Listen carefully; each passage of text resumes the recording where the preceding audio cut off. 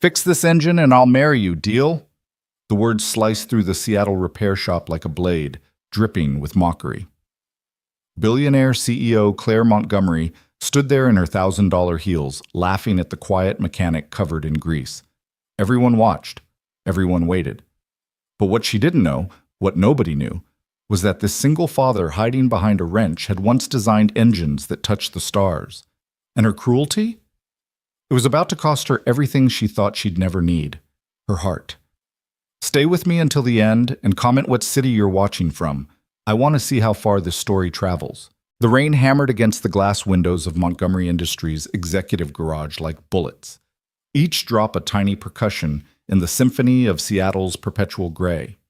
Inside, insulated from the storm by concrete and steel and $3 million worth of automotive engineering, Claire Montgomery stood with her arms crossed, her Valentino coat still perfectly draped across her shoulders, and murder in her ice-blue eyes. Her Aston Martin Valkyrie, custom-built, one of only 150 in the world, painted in a shade of midnight blue so deep it looked like liquid sapphire, refused to start. "Unacceptable," she hissed into her phone, her voice sharp enough to cut glass. "I don't pay you people a premium to tell me you're working on it. I pay you to make problems disappear." On the other end, her personal mechanic, formerly her personal mechanic, stammered something about electrical systems and diagnostic computers. Claire didn't care about the details. She never had. That's what she paid people for. "You have 2 hours," she said, and ended the call with the kind of finality that had closed billion-dollar deals and ended careers. But 2 hours later, the car still sat silent. 3 hours after that, Claire Montgomery did something she hadn't done in 15 years. She admitted she needed help she couldn't buy with a phone call. "Davies Street Automotive," her assistant had suggested nervously, scrolling through her tablet. "They have a 5-star rating, and they're only a public garage?" Claire's perfectly sculpted eyebrow arched. "You want me to take a $3 million vehicle to a place that probably services soccer mom minivans?" "They specialize in high-performance imports, Ms. Montgomery. European, Japanese." "Fine." Claire snatched her keys from the desk. "But if there's so much as a fingerprint on the leather when I get it back, you're fired." The assistant had heard that threat before. So had the 12 assistants before her. What? Davies Street Automotive didn't look like much from the outside. Wedged between a Vietnamese restaurant and a laundromat in Seattle's industrial district, it was the kind of place Claire Montgomery would never notice, let alone enter. The building was old brick, probably from the 50s, with a faded sign that needed repainting and windows that could use a pressure wash. But the reviews didn't lie, and Claire Montgomery didn't make the same mistake twice. The tow truck had delivered her Valkyrie an hour ago. Now she stood in the waiting area, if you could call it that, surrounded by plastic chairs that looked like they'd survived 3 decades and coffee that smelled like it had been brewed during the Reagan administration. The place smelled like motor oil and old rubber and something else she couldn't identify. Honest work, maybe. The concept was foreign to her. Through the smudged window that separated the waiting room from the service bay, she could see her car, surrounded by men in coveralls who moved around it like priests approaching a shrine. "Ms. Montgomery?" Claire turned. The man approaching her was in his 50s, built like someone who'd spent his life lifting heavy things, with a face that had seen weather and wore it well. His coveralls had Davies stitched across the chest. "Jack Davies, I own the place." He wiped his hand on a rag before extending it. Claire looked at the hand like it was covered in disease, then back to his face. She didn't shake it. "My car," she said simply. "Can you fix it or not?" If Jack Davies was offended, he didn't show it. He'd probably seen worse. "We're running diagnostics now. The electrical system on the Valkyrie is complex, derived from Formula One technology. It's not something you can just—" "I don't need the Wikipedia entry," Claire interrupted. "I need a timeline." "Best guess? 3 days? Maybe 4? "Unacceptable. I need it tomorrow." Jack's weathered face didn't change. "Then you need a miracle, not a mechanic." "Then find me someone who can deliver both." For a long moment, Jack just studied her. Claire was used to that look, the one that said people were trying to decide if she was worth the hassle. Usually, her money made the decision for them. "I've got a new guy," Jack said finally. "Started 2 weeks ago. Doesn't talk much, keeps to himself, but I've never seen anyone read a system like him. Not just cars, any system. It's like he can see through metal. I don't care if he's a psychic. Can he fix my car? Honestly? Jack rubbed his jaw. If anyone can do it on your timeline, it's him. But no buts. Point me to him. Jack hesitated, then gestured toward the far corner of the service bay. Bay 7. Name's Nate Rhodes. Claire Montgomery walked into that service bay like a general surveying a battlefield. Her heels clicked against the concrete with military precision, each step an announcement of authority. Men looked up from their work, then quickly looked away when they met her eyes. She had that effect on people. Bay 7 was in the back corner, partially hidden behind a Mercedes that was elevated on a lift. The lighting was dimmer here, and for a moment Claire thought it was empty. Then she saw him. He was underneath a Ford pickup truck, American, probably 20 years old, held together more by faith than engineering. All she could see were his legs, covered in faded jeans that had actual holes from wear, not fashion, and work boots that had seen better years. A rolling creeper allowed him to slide in and out from under the chassis. "Excuse me," Claire said, her voice cutting through the ambient noise of the garage like a knife. The legs didn't move. "Excuse me," she repeated, louder this time. Still nothing. The sound of a ratchet echoed from under the truck. Claire Montgomery was not accustomed to being ignored. In her world, people jumped when she entered a room. They certainly didn't keep working on a pickup truck that probably wasn't worth the cost of the repair. She walked closer, her patience, never her strong suit, evaporating like water on hot metal. She could hear him breathing under there, the steady rhythm of someone completely absorbed in their work. "Are you deaf or just rude?" she snapped, and this time she nudged the creeper with her foot. Not quite a kick, but close enough. The ratcheting stopped. For a long moment, nothing happened. Then slowly, deliberately, the creeper rolled out from under the truck. The first thing Claire noticed was his hands. They were covered in grease, the kind that gets into every line and crease, turning fingertips black. Mechanic's hands, working hands, hands that had never known the luxury of a manicure or the softness of a desk job. The second thing she noticed was his face. He wasn't what she expected. Maybe early 30s, with dark hair that needed a cut and a jawline that suggested he'd been handsome once before life had worn the shine off. But it was his eyes that stopped her voice in her throat. Dark brown, almost black, and completely, utterly calm. They looked at her with neither deference nor hostility. They simply looked at her like she was another problem to assess, another system to understand. "Can I help you?" His voice was quiet, measured, the kind of voice that didn't need to be loud to be heard. Claire recovered quickly. She always did. "Are you Nate Rhodes?" "I am." "Jack Davies says you're good with complex electrical systems." "Jack says a lot of things." "Are you or aren't you?" Claire's patience was a finite resource, and this man was depleting it rapidly. Nate Rhodes sat up on the creeper, studying her with those unsettling calm eyes. "Depends on the system." Aston Martin Valkyrie. Complete electrical failure.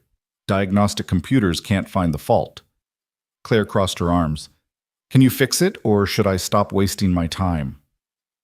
For the first time, something flickered in those dark eyes. Interest, maybe, or challenge. The Valkyrie uses a hybrid system derived from the Aston Martin Valkyrie AMR Pro Racing program, Nate said quietly. The electrical architecture is integrated with the V12 and the battery pack through a central control unit that manages power distribution across 17 separate systems. When it fails, it's usually not the system itself. It's a cascade effect from a single point of failure that the diagnostics miss because they're looking at the trees instead of the forest. Claire blinked. That was more words than she'd expected, and approximately 17 more technical details than she cared about. "So that's a yes?" Nate Rhodes looked at her for another long moment, then past her to where her Valkyrie sat in the middle of the bay like a sleeping predator. She watched his eyes trace the lines of the car, reading it like text. "Maybe," he said finally. "Let me look at it." "Now?" "You want it tomorrow, don't you?" It wasn't quite an answer, but Claire Montgomery didn't get where she was by accepting half measures. "Fine. Look at it. Then tell me if you can fix it." Nate stood up from the creeper, and Claire realized he was tall, maybe 6'1", with the kind of lean build that came from actual physical work rather than expensive gym memberships. He wiped his hands on a rag that was already so dirty it probably made them worse, then walked past her toward her car without another word. Claire followed, irritation and curiosity fighting for dominance in her chest. By the time she reached the Valkyrie, Nate was already inside it, sitting in the driver's seat with the door open, his grease-stained hands moving across the dashboard with surprising gentleness. He pressed the start button. Nothing. Tried again. Still nothing. Then he closed his eyes. Claire watched, confused, as this strange mechanic sat in her $3 million car with his eyes closed like he was meditating. "What are you doing?" she demanded. "Listening," Nate said without opening his eyes. "To what? It's not making any sound."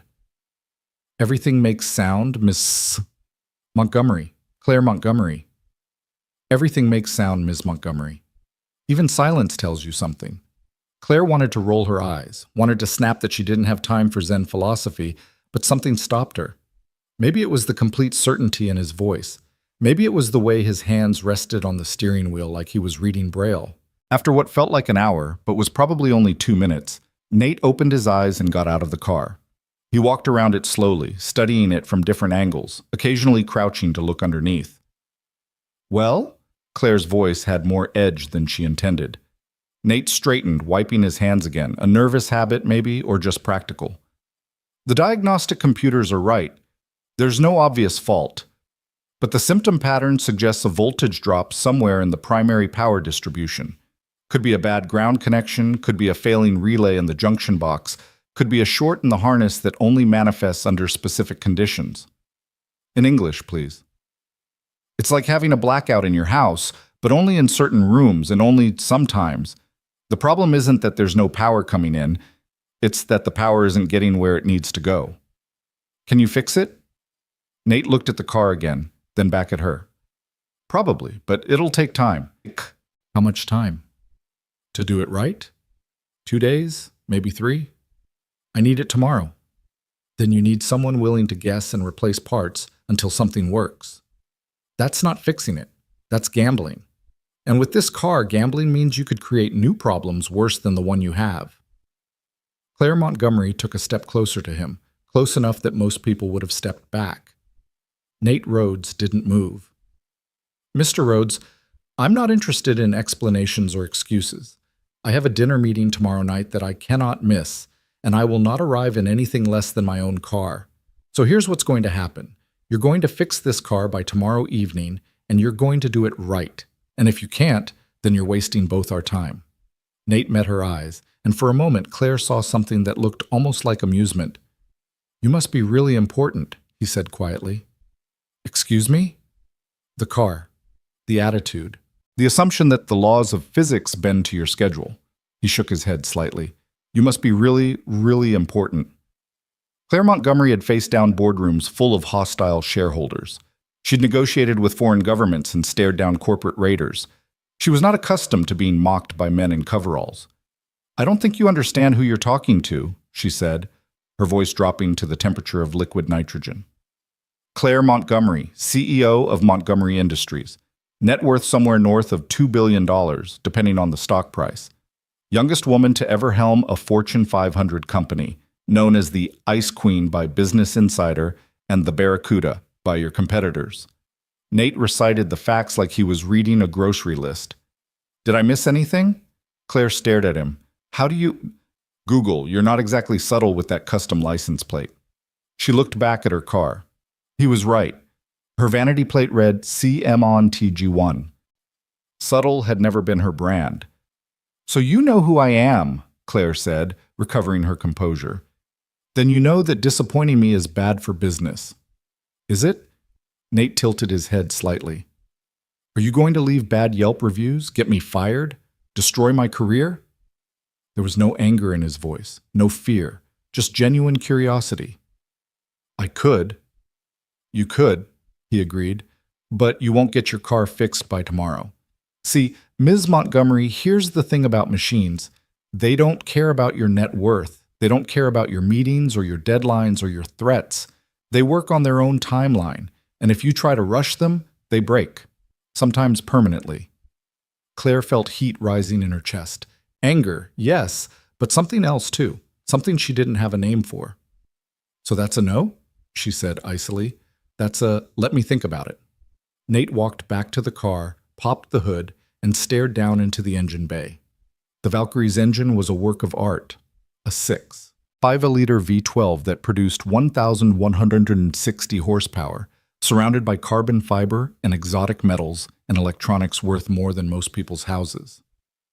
Nate stood there for a long time, his eyes moving over the engine like he was reading poetry. Finally, he spoke without looking at her.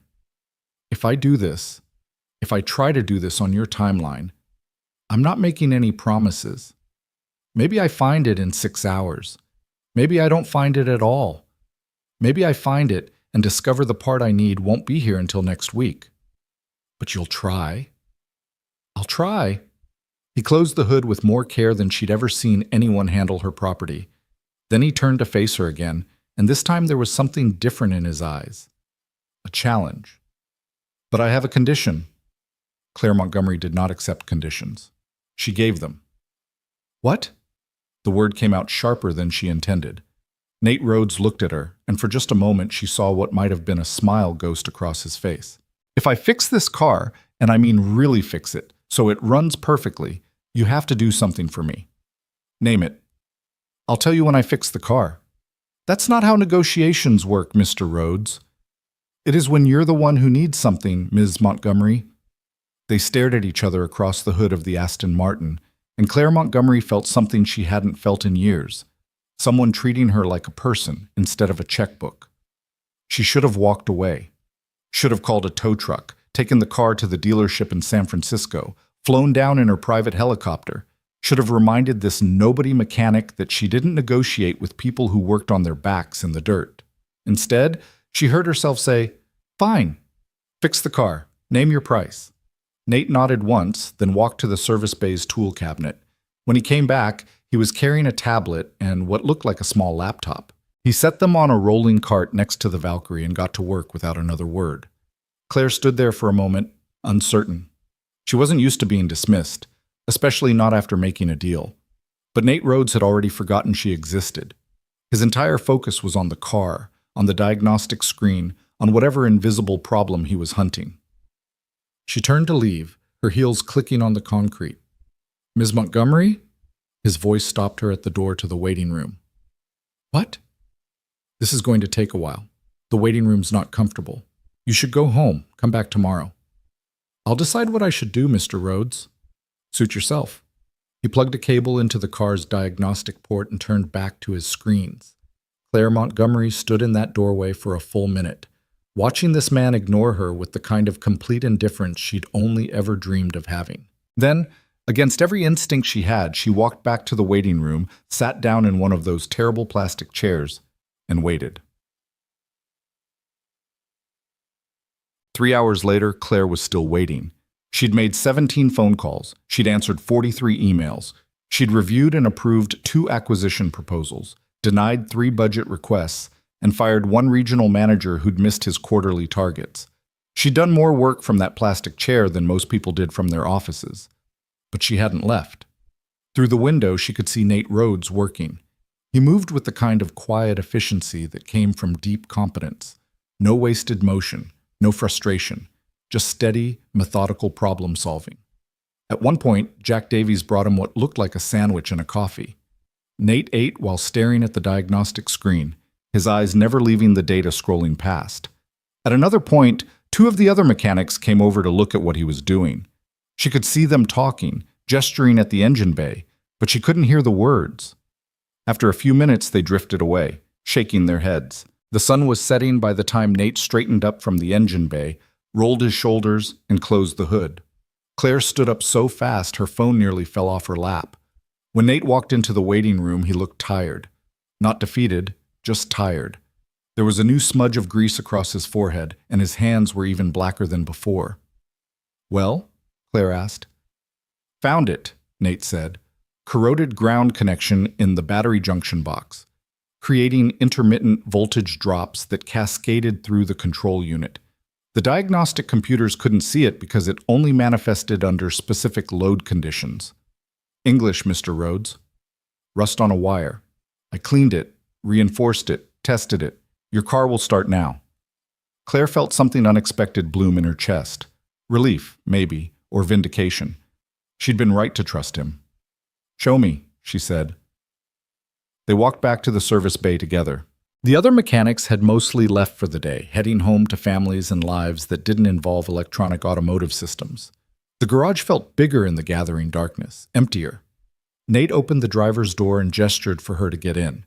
Claire slid behind the wheel, and for the first time in 48 hours, she felt like herself again. This car fit her like a second skin. She knew every curve, every response, every sound it should make. She pressed the start button.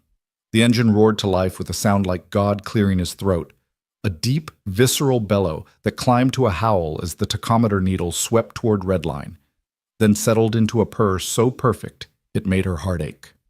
Claire Montgomery felt tears prick at her eyes and blinked them away angrily. It was just a car, just a machine, just metal and wires and exotic materials assembled by people who charged too much money. But it was her car, and it was perfect again. She let it idle for a moment, feeling the vibration through the steering wheel, listening to the symphony of combustion and electronics working in perfect harmony. Then she turned it off and looked at Nate Rhodes, who stood nearby with his hands in his pockets and something that might have been satisfaction on his face. It's fixed, she said unnecessarily. It's fixed, he agreed. Claire got out of the car, and for a moment they just stood there, looking at each other in the fluorescent light of the service bay. You have something you want from me, Claire said. Name it. Nate was quiet for a long moment. Then he smiled, actually smiled, and it changed his whole face, made him look younger and somehow sadder at the same time. Do you remember what you said when you first walked up to me? Claire tried to recall. It felt like years ago instead of hours. I asked if you could fix my car. Before that, when I was under the truck, when you kicked my creeper to get my attention. Claire felt heat rise in her cheeks. Not embarrassment exactly, but something close to it. I didn't kick it. I nudged it. You asked if I was deaf or rude, Nate said quietly, like those were the only two explanations for why someone wouldn't immediately respond to you. I don't see what that has to do with... Do you know why I was under that truck, Ms. Montgomery? The one that's probably worth less than your watch. Claire looked down at her Patek Philippe. He was right. Why? Because the guy who owns it is a single father, works 2 jobs, construction during the day, security at night. His truck is 23 years old. It's ugly, it leaks oil, the transmission slips, but it's paid for and he can't afford a car payment and he needs it to get to work. And he needs to get to work because he has a 7-year-old daughter who needs school clothes and groceries and all the things kids need. I still don't see... He paid me in cash this morning. $300 he probably didn't have. Not enough to cover the parts, definitely not enough to cover the labor. But I'm going to fix his truck anyway because that's what you do when fixing something means the difference between someone making rent or getting evicted. Claire stared at him. That's nice, Mr. Rhodes. Charitable. But what does it have to do with my car? Everything, Miss Montgomery, because you're standing here assuming that everyone exists to serve you, that money means you can treat people like inconveniences, that the world runs on your schedule. Nate's voice was still quiet, still calm, but there was steel underneath it now.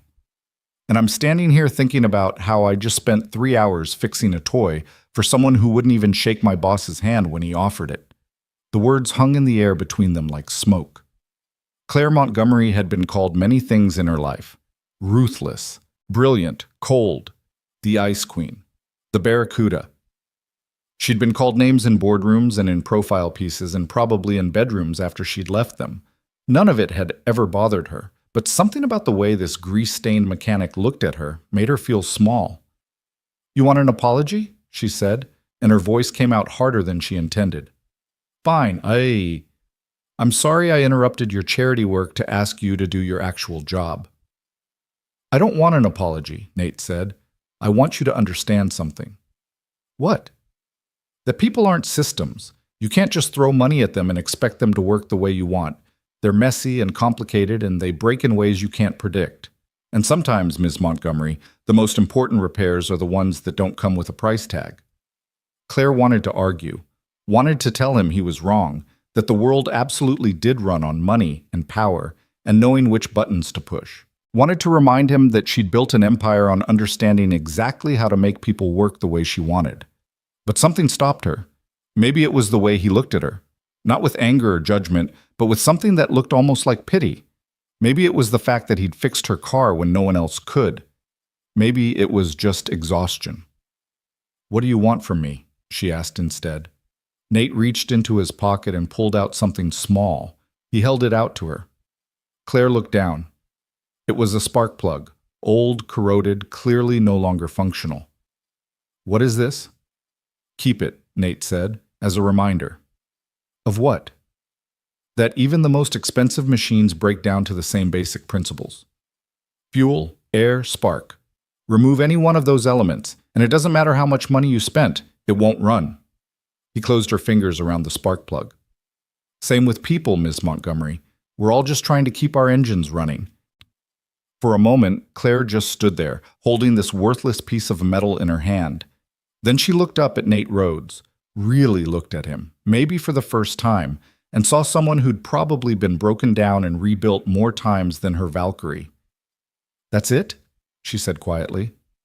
"That's your price? A philosophy lesson and a broken spark plug?" "That's it," Claire laughed.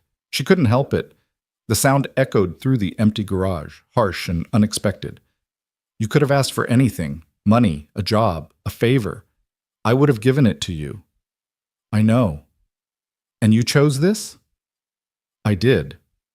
Claire turned the spark plug over in her hand, feeling its weight, its roughness. "You're either the wisest man I've ever met or the stupidest." "Probably a little of both," Nate said, and that ghost of a smile was back. Claire Montgomery slipped the spark plug into her coat pocket and pulled out her phone. "How much do I owe you for the repair?"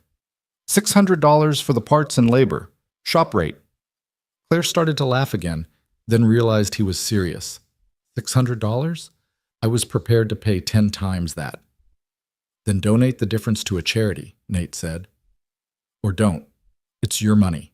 She stared at him for another long moment, then pulled up her payment app and sent Jack Davies' shop $6,000. $600 for the repair, she said. "The rest is for the guy with the truck. Tell him it's from an anonymous donor." Nate's eyes widened slightly. "Miss Montgomery, you don't have to." "I know I don't have to. I want to." She slipped her phone back into her pocket. "Consider it my tuition for today's philosophy lesson." For the first time, Nate Rhodes looked uncertain. "Thank you." "Don't thank me. Just fix his truck." Claire walked toward her car, then paused. "And Mr. Rhodes, the next time someone rudely interrupts your work, you should probably say something. The world has too many people like me and not enough people like you." She got in her Valkyrie, started the engine. It roared to life perfectly, just like he'd promised, and drove out of that garage into the Seattle rain without looking back. But that night, alone in her penthouse apartment with its floor-to-ceiling windows overlooking the city, Claire Montgomery pulled the spark plug out of her pocket and set it on her desk. She stared at it for a long time, this worthless piece of metal that a strange mechanic thought was worth more than money. And for the first time in 15 years since the day she'd sworn she'd never let anyone make her feel small again, Claire Montgomery wondered if maybe she'd been measuring success with the wrong ruler all along. She picked up her phone and drafted an email to her assistant. "Find out everything you can about Nate Rhodes, employment history, education, family, everything." Then she deleted it. Some mysteries, she decided, deserved to remain unsolved. Some people deserve to keep their privacy, to stay hidden in their corners of the world where they fixed trucks for single fathers and spoke to billionaire CEOs like they were human beings who needed to learn something. Claire set down her phone and picked up the spark plug again, turning it over in her hands. Fuel, air, spark. The basic elements of combustion, of movement, of life. She wondered what element she'd been missing all these years. And in a garage across town, Nate Rhodes finished fixing the single father's truck, locked up the shop, and drove home in his own vehicle, a 10-year-old Honda with 160,000 miles and a passenger seat that still had a booster seat in it.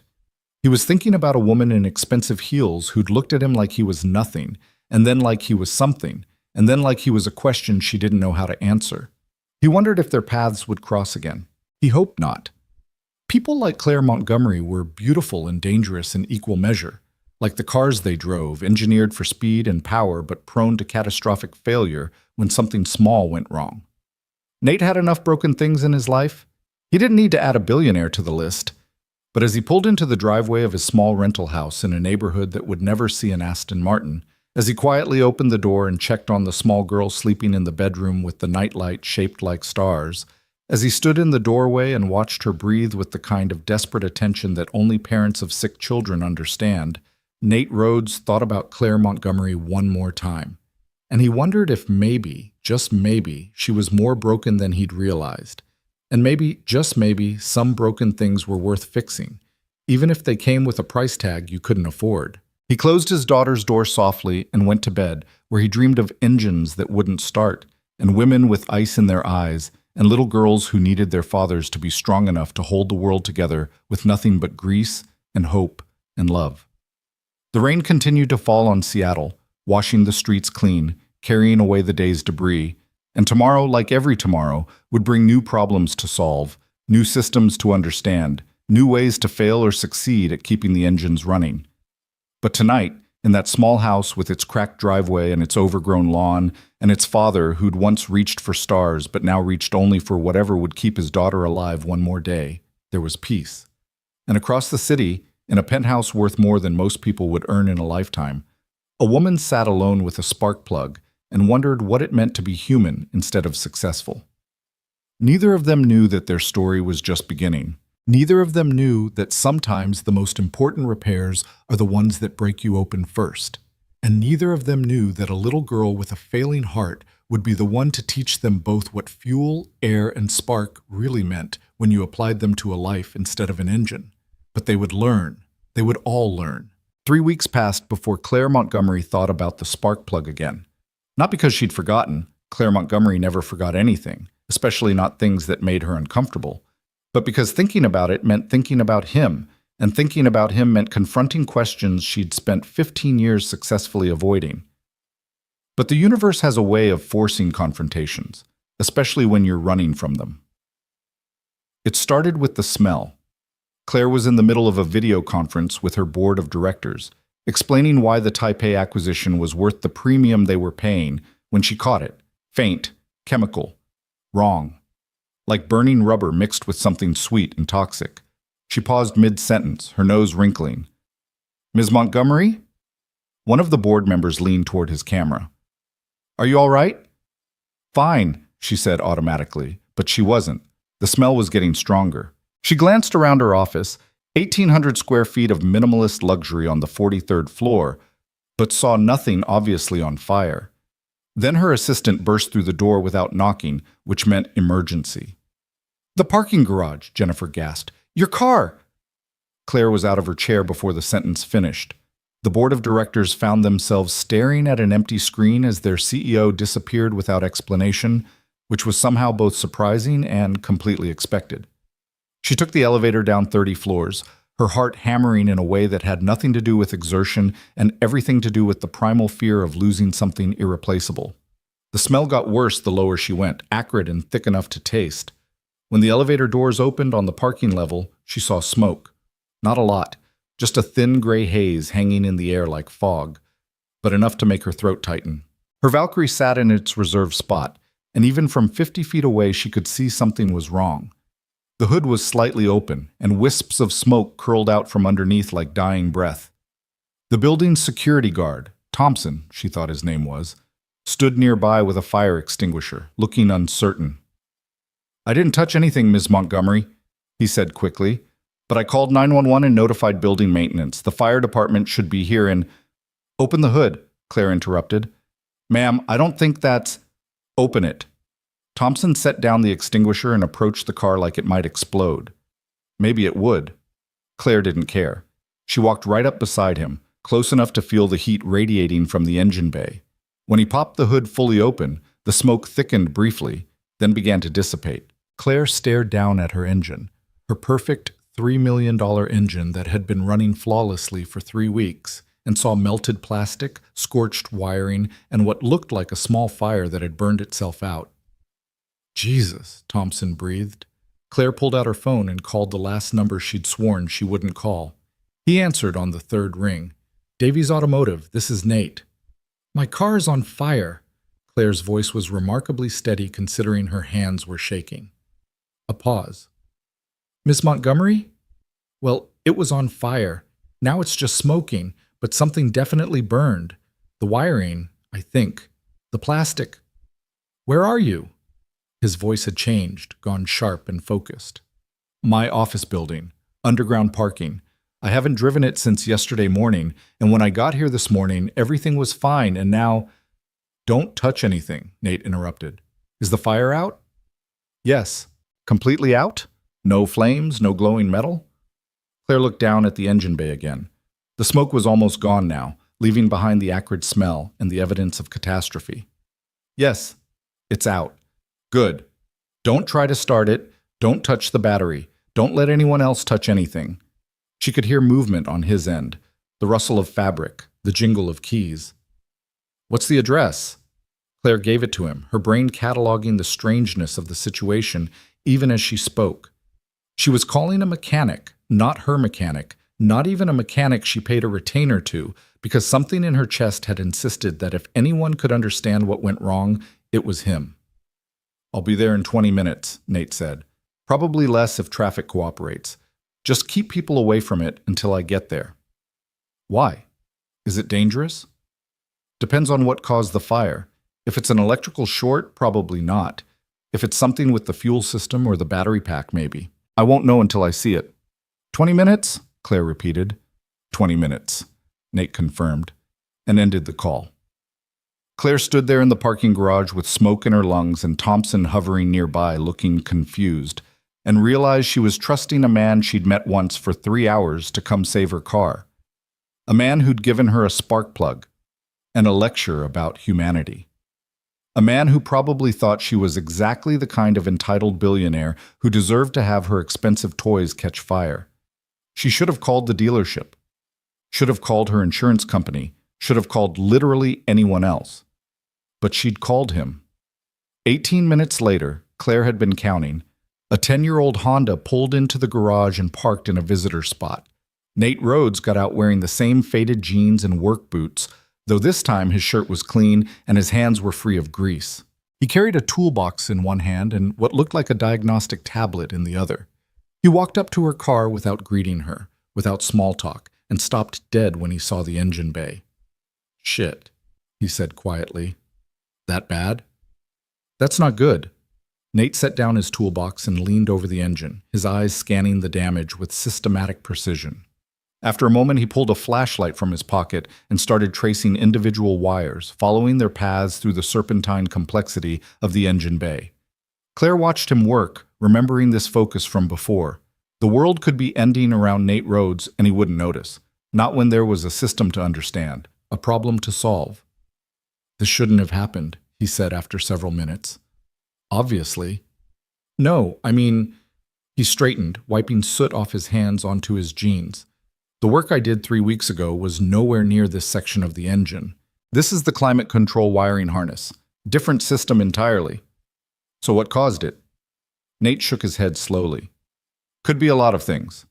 Manufacturing defect, rodent damage, voltage spike from a bad charging system. But he bent down again, this time using his flashlight to peer deep into the engine bay, contorting his body to see around the V12. Miss Montgomery, when did you last drive the car? Yesterday morning, like I said. And it was fine?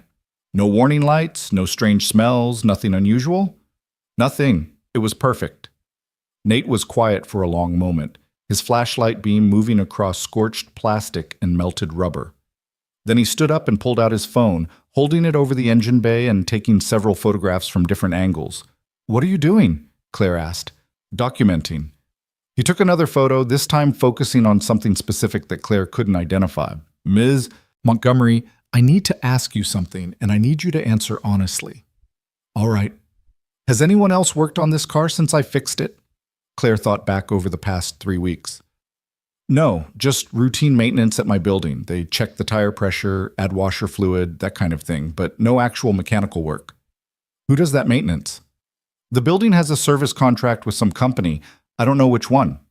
She paused. Why? Instead of answering, Nate took one more photograph, then scrolled through the images he'd captured. His face was unreadable, but Claire knew that look. She wore it in boardrooms when she'd spotted something wrong in a presentation, but wasn't ready to say it out loud yet. Tell me, she said. It might be nothing.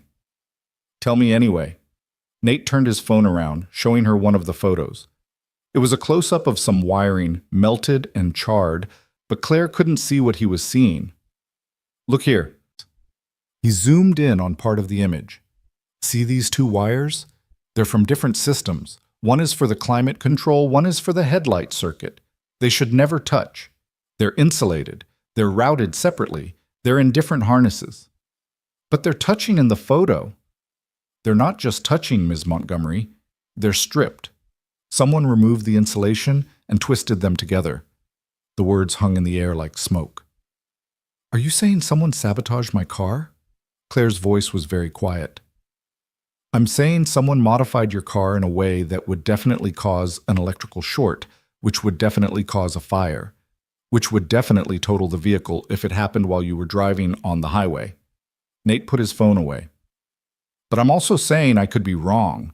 Maybe it's just damage from the fire itself. Maybe the insulation melted off and they touched by accident. Maybe you don't believe that. No, Nate admitted. Nate, I don't. Claire Montgomery had survived hostile takeovers and attempted boardroom coups. She'd received death threats from environmental activists and hate mail from shareholders who thought a woman had no business running a manufacturing company. She'd been followed by private investigators hired by competitors and had her office swept for bugs twice a year. But she'd never had someone try to kill her with her own car. I need you to fix it, she said. Miss Montgomery, I need you to fix it, and I need you to figure out who did this. Nate stared at her. I'm a mechanic, not a detective. You should call the police. And tell them what? That maybe someone tampered with my car? That you think some wires were stripped, but you're not sure? They'll write a report and file it away and nothing will happen. Claire crossed her arms. But you can fix it, and while you're fixing it, you can figure out how someone did this without leaving obvious evidence. And once we know how, we can figure out who. That's not, name your price, Mr. Rhodes. It's not about price. Nate's voice was firm. This is serious. If someone really did sabotage your car, that's attempted murder. You need professionals. You are a professional. Not that kind. They stared at each other across the hood of her smoking Valkyrie, and Claire saw something in his eyes she hadn't seen before. Concern. Not for himself, not for the car, but for her. Like she was a person who might actually be in danger rather than a walking checkbook who could buy her way out of anything. It made her chest feel strange. Please, she said quietly, and the word felt foreign in her mouth. Claire Montgomery didn't beg. She demanded, she ordered, she negotiated. But this man with his honest eyes and his careful hands was looking at her like she mattered, and it made her want to be someone who deserved that look. Nate sighed. I'll tow it to the shop. I'll fix it. I'll document everything I find, and then you're calling the police. Agreed. And you're getting better security for your parking garage. Already making the call. Claire pulled out her phone. And Ms. Montgomery? Nate waited until she looked at him. Until we figure this out, you might want to consider other transportation. I can fix the car, but I can't protect you from whoever did this. I can protect myself, Mr. Rhodes. Can you? It wasn't a challenge, just a genuine question. Because the kind of person who sabotages a car like this isn't going to stop just because it didn't work the first time. Claire thought about her penthouse with its security system, and her office with its panic buttons, and her life with its carefully constructed walls designed to keep everyone at a distance where they couldn't hurt her. She thought about enemies. She had plenty. And whether any of them hated her enough to commit murder. The answer was probably yes. I'll be careful, she said finally. Nate nodded, but he didn't look convinced. He pulled out his phone and made a call. Jack, it's Nate. I need you to send a flatbed to... He looked at Claire and she gave him the address again. Yeah, Aston Martin. Possible sabotage. I'll explain when I get back. He ended the call and turned back to the car. The truck will be here in 30 minutes. I'll follow it back to the shop and start the repair. How long? Depends on the damage. Could be a few days, could be a week. I need it faster. Ms. Montgomery, the car was on fire. Fast isn't...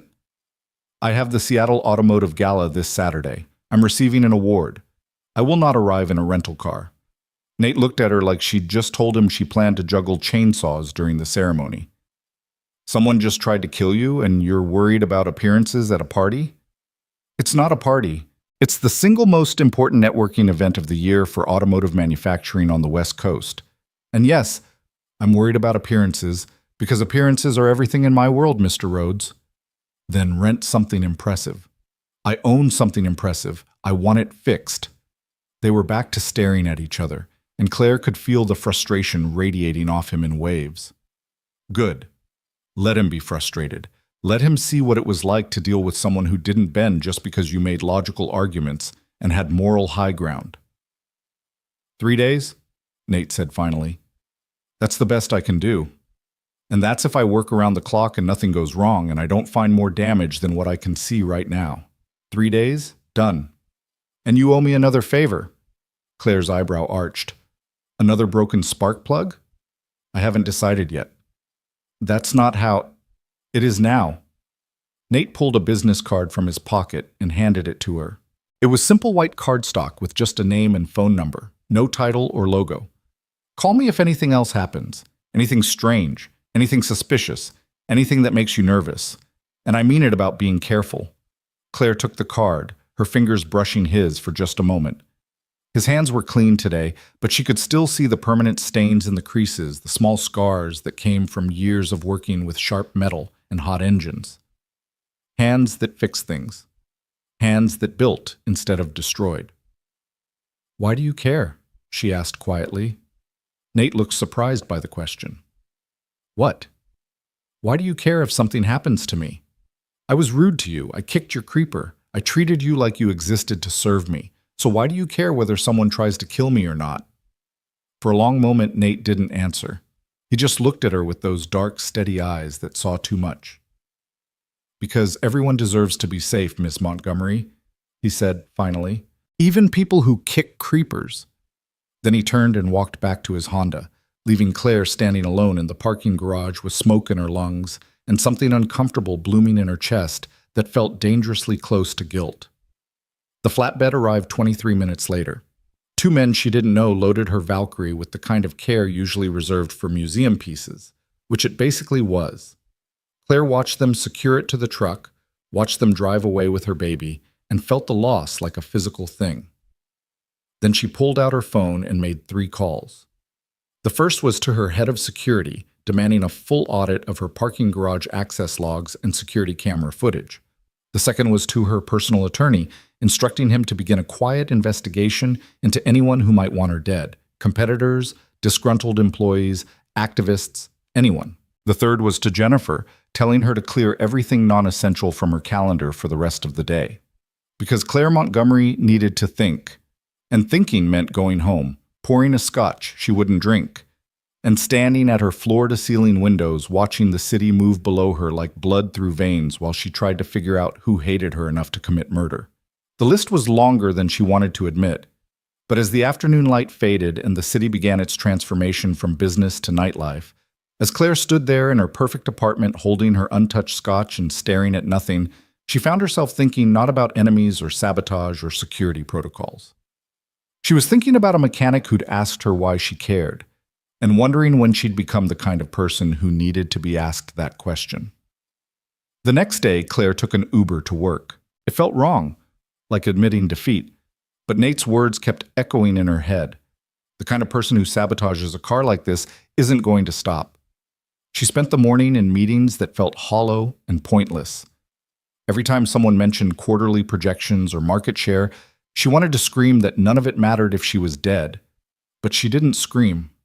She nodded and made decisions and signed approvals and played the role of the Ice Queen with the same precision she'd perfected over 15 years. At lunch, she couldn't eat. At 2 o'clock, Nate called. "I need you to come to the shop," he said without preamble. "What did you find?" "Just come, please." The please was what convinced her. Claire canceled her 3 o'clock, ignored Jennifer's protests, and took another Uber across the city to Davies Automotive. The shop looked different in daylight, less menacing, more mundane. Just a building where people fixed cars and went home to their lives. When she walked in, Jack Davies was behind the counter and looked up with something that might have been sympathy. "He's in Bay 7, Jack said. "Fair warning, he's been up all night. He might be a little punchy." Claire walked through the waiting room into the service bay and immediately saw what Jack meant. Nate was sitting on the floor next to her disassembled Valkyrie, surrounded by parts and wiring harnesses and what looked like every diagnostic tool the shop owned. His eyes were red-rimmed, his hair was standing up in directions hair shouldn't stand, and he had that particular kind of exhaustion that came from running on nothing but caffeine and obsession. He looked up when she approached, and the expression on his face made her chest tighten. "Show me your phone," he said. "What?" "Your phone. Let me see it." Claire pulled out her iPhone, confused. Nate took it from her, turned it over in his hands, then handed it back. "When did you last update your security settings?" "I don't know. My IT department handles that. Why?" Instead of answering, Nate stood up and walked to a laptop balanced on top of a toolbox. He typed something, then turned the screen toward her. It was a map of Seattle. A blue dot pulsed on the screen, marking a location Claire recognized immediately, her office building. "That's your car," Nate said quietly. "Or rather, that's where your car's GPS system thinks it is because that's what the diagnostic computer is telling me." "I don't understand." "Someone hacked your car's computer system, Ms. Montgomery. Not just the electrical system, the whole thing. GPS, diagnostics, entertainment system, everything. They had complete access to your vehicle's location, speed, driving patterns." He pulled up another screen showing data that meant nothing to Claire, but clearly meant everything to Nate. They knew exactly when you drove the car, where you parked it, how long it sat idle, and they used that information to time the sabotage perfectly. Claire felt cold. How is that possible? Modern cars are computers on wheels. Everything's connected, to the internet, to your phone, to cloud services. It makes them convenient. It also makes them vulnerable. Nate rubbed his eyes. The question is how they got access in the first place. These systems are supposed to be secure. Breaking in requires either serious hacking skills or physical access to the vehicle. "The maintenance people," Claire said immediately. "The ones who check the tire pressure."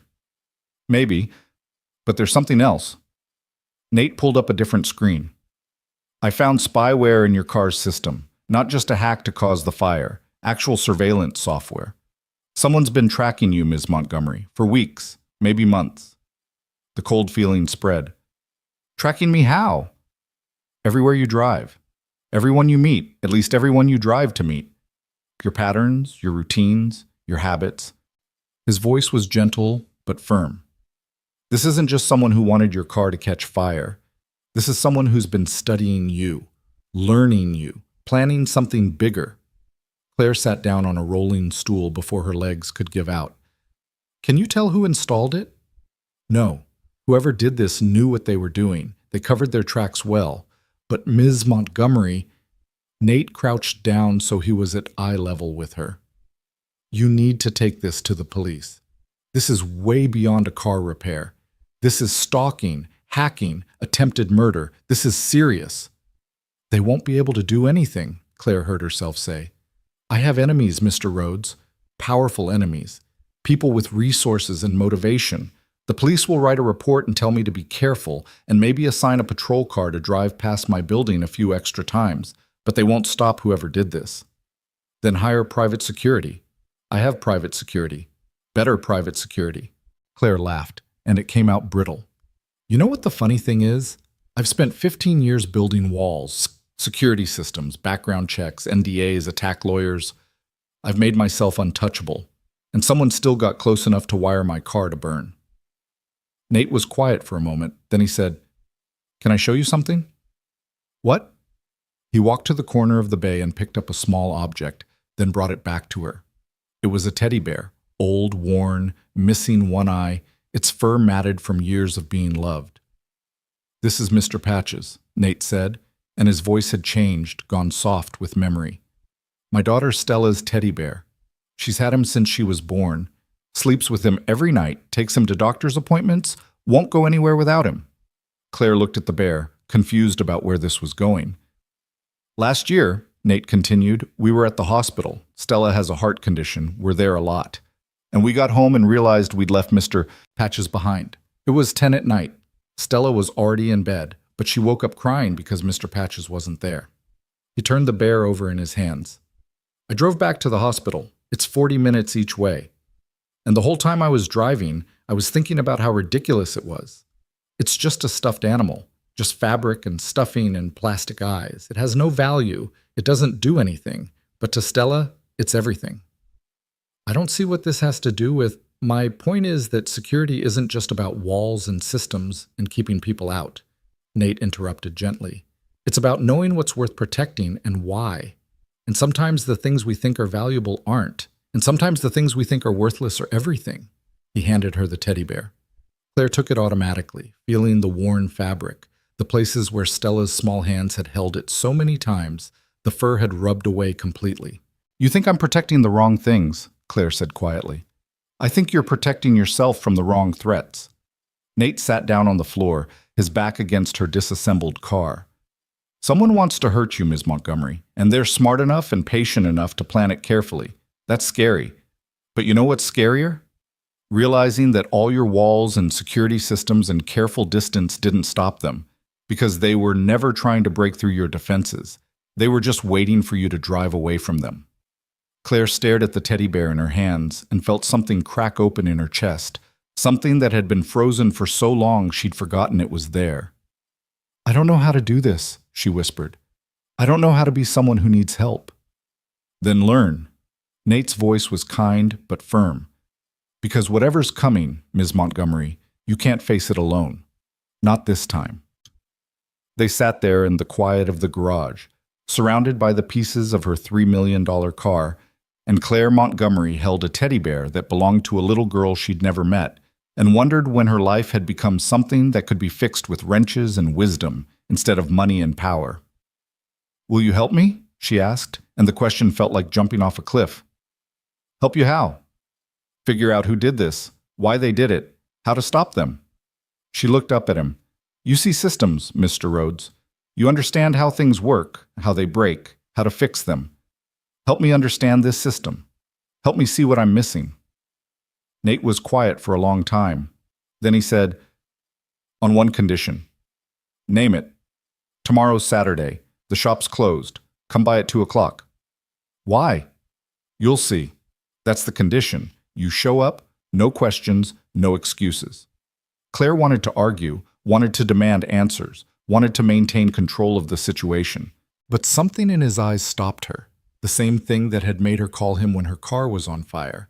The same thing that made her trust him now, even though he'd given her no reason to except being honest. "Fine," she said. 2 o'clock tomorrow." "Good." Nate stood up and offered her his hand. She took it, letting him pull her to her feet, and for just a moment they stood there holding hands like they were sealing a pact that went deeper than words. Then Claire handed him back the teddy bear and walked out of the garage with her heart hammering and her mind racing and the distinct feeling that she'd just agreed to something that would change everything. She just didn't know how yet. Saturday arrived with the kind of gray Seattle morning that made the whole world feel like it was holding its breath. Claire woke at 5:30. Her body clock didn't believe in weekends and spent 3 hours pacing her penthouse trying to convince herself she wasn't nervous about a 2 o'clock appointment with a mechanic. She failed spectacularly. By noon, she'd changed clothes 4 times. The Chanel suit felt too formal. The jeans felt too casual. The dress felt like she was trying too hard. She finally settled on dark slacks and a cashmere sweater that cost more than most people's monthly rent, then immediately second-guessed the choice. "You're being ridiculous," she told her reflection. "It's a mechanic. In a garage. He's probably going to show you how to check your oil or some other mundane thing that normal people know how to do." But the face in the mirror didn't look convinced, and neither was she. At 1:45, Claire pulled up to Davies Automotive in the back of an Uber. She still didn't have her car, and the loaner the insurance company had offered was a Mercedes sedan that she'd refused on principle. The shop looked closed, which made sense since it was Saturday, but Nate's Honda was parked out front. She paid the driver and stood on the sidewalk for a moment, feeling uncharacteristically uncertain. Through the grimy windows, she couldn't see any movement, couldn't hear any sounds. For a brief, irrational moment, she wondered if this was a setup, if Nate Rhodes was actually the one who'd sabotaged her car, and this whole thing was an elaborate trap. Then the door opened, and he was there, and all her paranoid thoughts evaporated like morning fog. "You came," he said, and he sounded genuinely surprised. "You asked me to." "Yeah, but you're Claire Montgomery. I figured there was a 50-50 chance you'd send an assistant with an excuse about an emergency meeting." "I don't have emergencies on Saturdays." It was a lie, but a small one. Nate smiled, actually smiled, wide and genuine, and it transformed his face completely. "Come on, we're out back." "We?" But he was already walking through the garage, weaving between the silent cars waiting for Monday's repairs. Claire followed, her expensive shoes clicking on concrete that had seen decades of oil stains and dropped tools and the evidence of hard work. The back door led to a small parking lot she hadn't known existed, just a patch of cracked asphalt surrounded by a chain-link fence. In the middle of the lot was a picnic table that looked like it had been rescued from a park somewhere, and sitting at that table was a little girl. Claire stopped walking. The girl was maybe 7 or 8, with dark hair pulled into a slightly crooked ponytail and eyes the same deep brown as Nate's. She wore a purple hoodie with a unicorn on it and pink sneakers that lit up when she kicked her feet against the bench. In front of her was what looked like homework, a workbook and colored pencils scattered across the table's weathered surface. But it was her face that made Claire's chest tighten, pale, almost translucent, with shadows under her eyes that no child should have. The face of someone who'd spent too much time in hospitals, who understood pain and fear in ways that should be reserved for adults. "Stella," Nate said gently, "this is Ms. Montgomery, the one I told you about." The little girl looked up and her eyes went wide. "You're the princess with the magic car." Claire blinked. "I'm the what?" "Daddy said you have a car that's so special only he could fix it, like a magic spell." Stella's voice was soft but clear, with the kind of seriousness that came from children who'd learned to be careful with their words. "That means you must be a princess. Only princesses have magic cars." "Stella has very specific logic," Nate said, and there was so much love in his voice it hurt to hear. "Once she's decided something, there's no arguing with her." "I'm not a princess," Claire said automatically. "That's what a princess would say if she was hiding," Stella countered, then coughed. A wet, rattling sound that made Nate's jaw tighten. He was beside her in an instant, pulling a small medical bag from under the table. He listened to her breathing with a stethoscope that looked well used, checked her pulse, studied her face with the kind of attention Claire had only ever seen in emergency rooms. "Scale of 1 to 10, he asked quietly. 3, Stella said. "Maybe 4. I'm okay, Daddy." "You promised you'd tell me if it got to 5. "It's not 5, I promise." She looked at Claire and smiled, trying to be brave. "I have a broken heart. Not like sad broken. Actually broken. The doctors say it doesn't pump blood right. So sometimes I get tired and cough, and Daddy worries even though I tell him not to." Claire felt something twist in her chest. "That sounds scary." "Sometimes," Stella admitted. "But Daddy says brave people are just scared people who keep going anyway. So I'm being brave." Nate finished his examination and put the stethoscope away, but his hand stayed on Stella's shoulder, a constant point of contact, like he needed to physically feel her there to know she was okay. "Why don't you show Ms. Montgomery what you're working on?" he suggested. Stella brightened immediately. "I'm making a list of the best things in the world. Want to see?" Before Claire could answer, the little girl had pulled her workbook closer and started reading in the careful, deliberate way of children who were still learning that words on paper had sounds attached. "Number 1, Daddy. Number 2, Mr. Patches, that's my bear. Number 3, chocolate ice cream. Number 4, when the rain stops and you can see the sky. Number 5, people who fix broken things." She looked up at Claire. "What would be on your list?" The question was so simple, so sincere, that Claire found herself speechless. What were the best things in her world? Her company? Her net worth? The view from her penthouse? None of those answers felt right with this child looking at her with eyes that had seen too much and still found joy in chocolate ice cream and clearing skies. I don't know, and Claire admitted quietly. I've never made a list like that. Stella looked genuinely shocked. Never? Never. That's sad.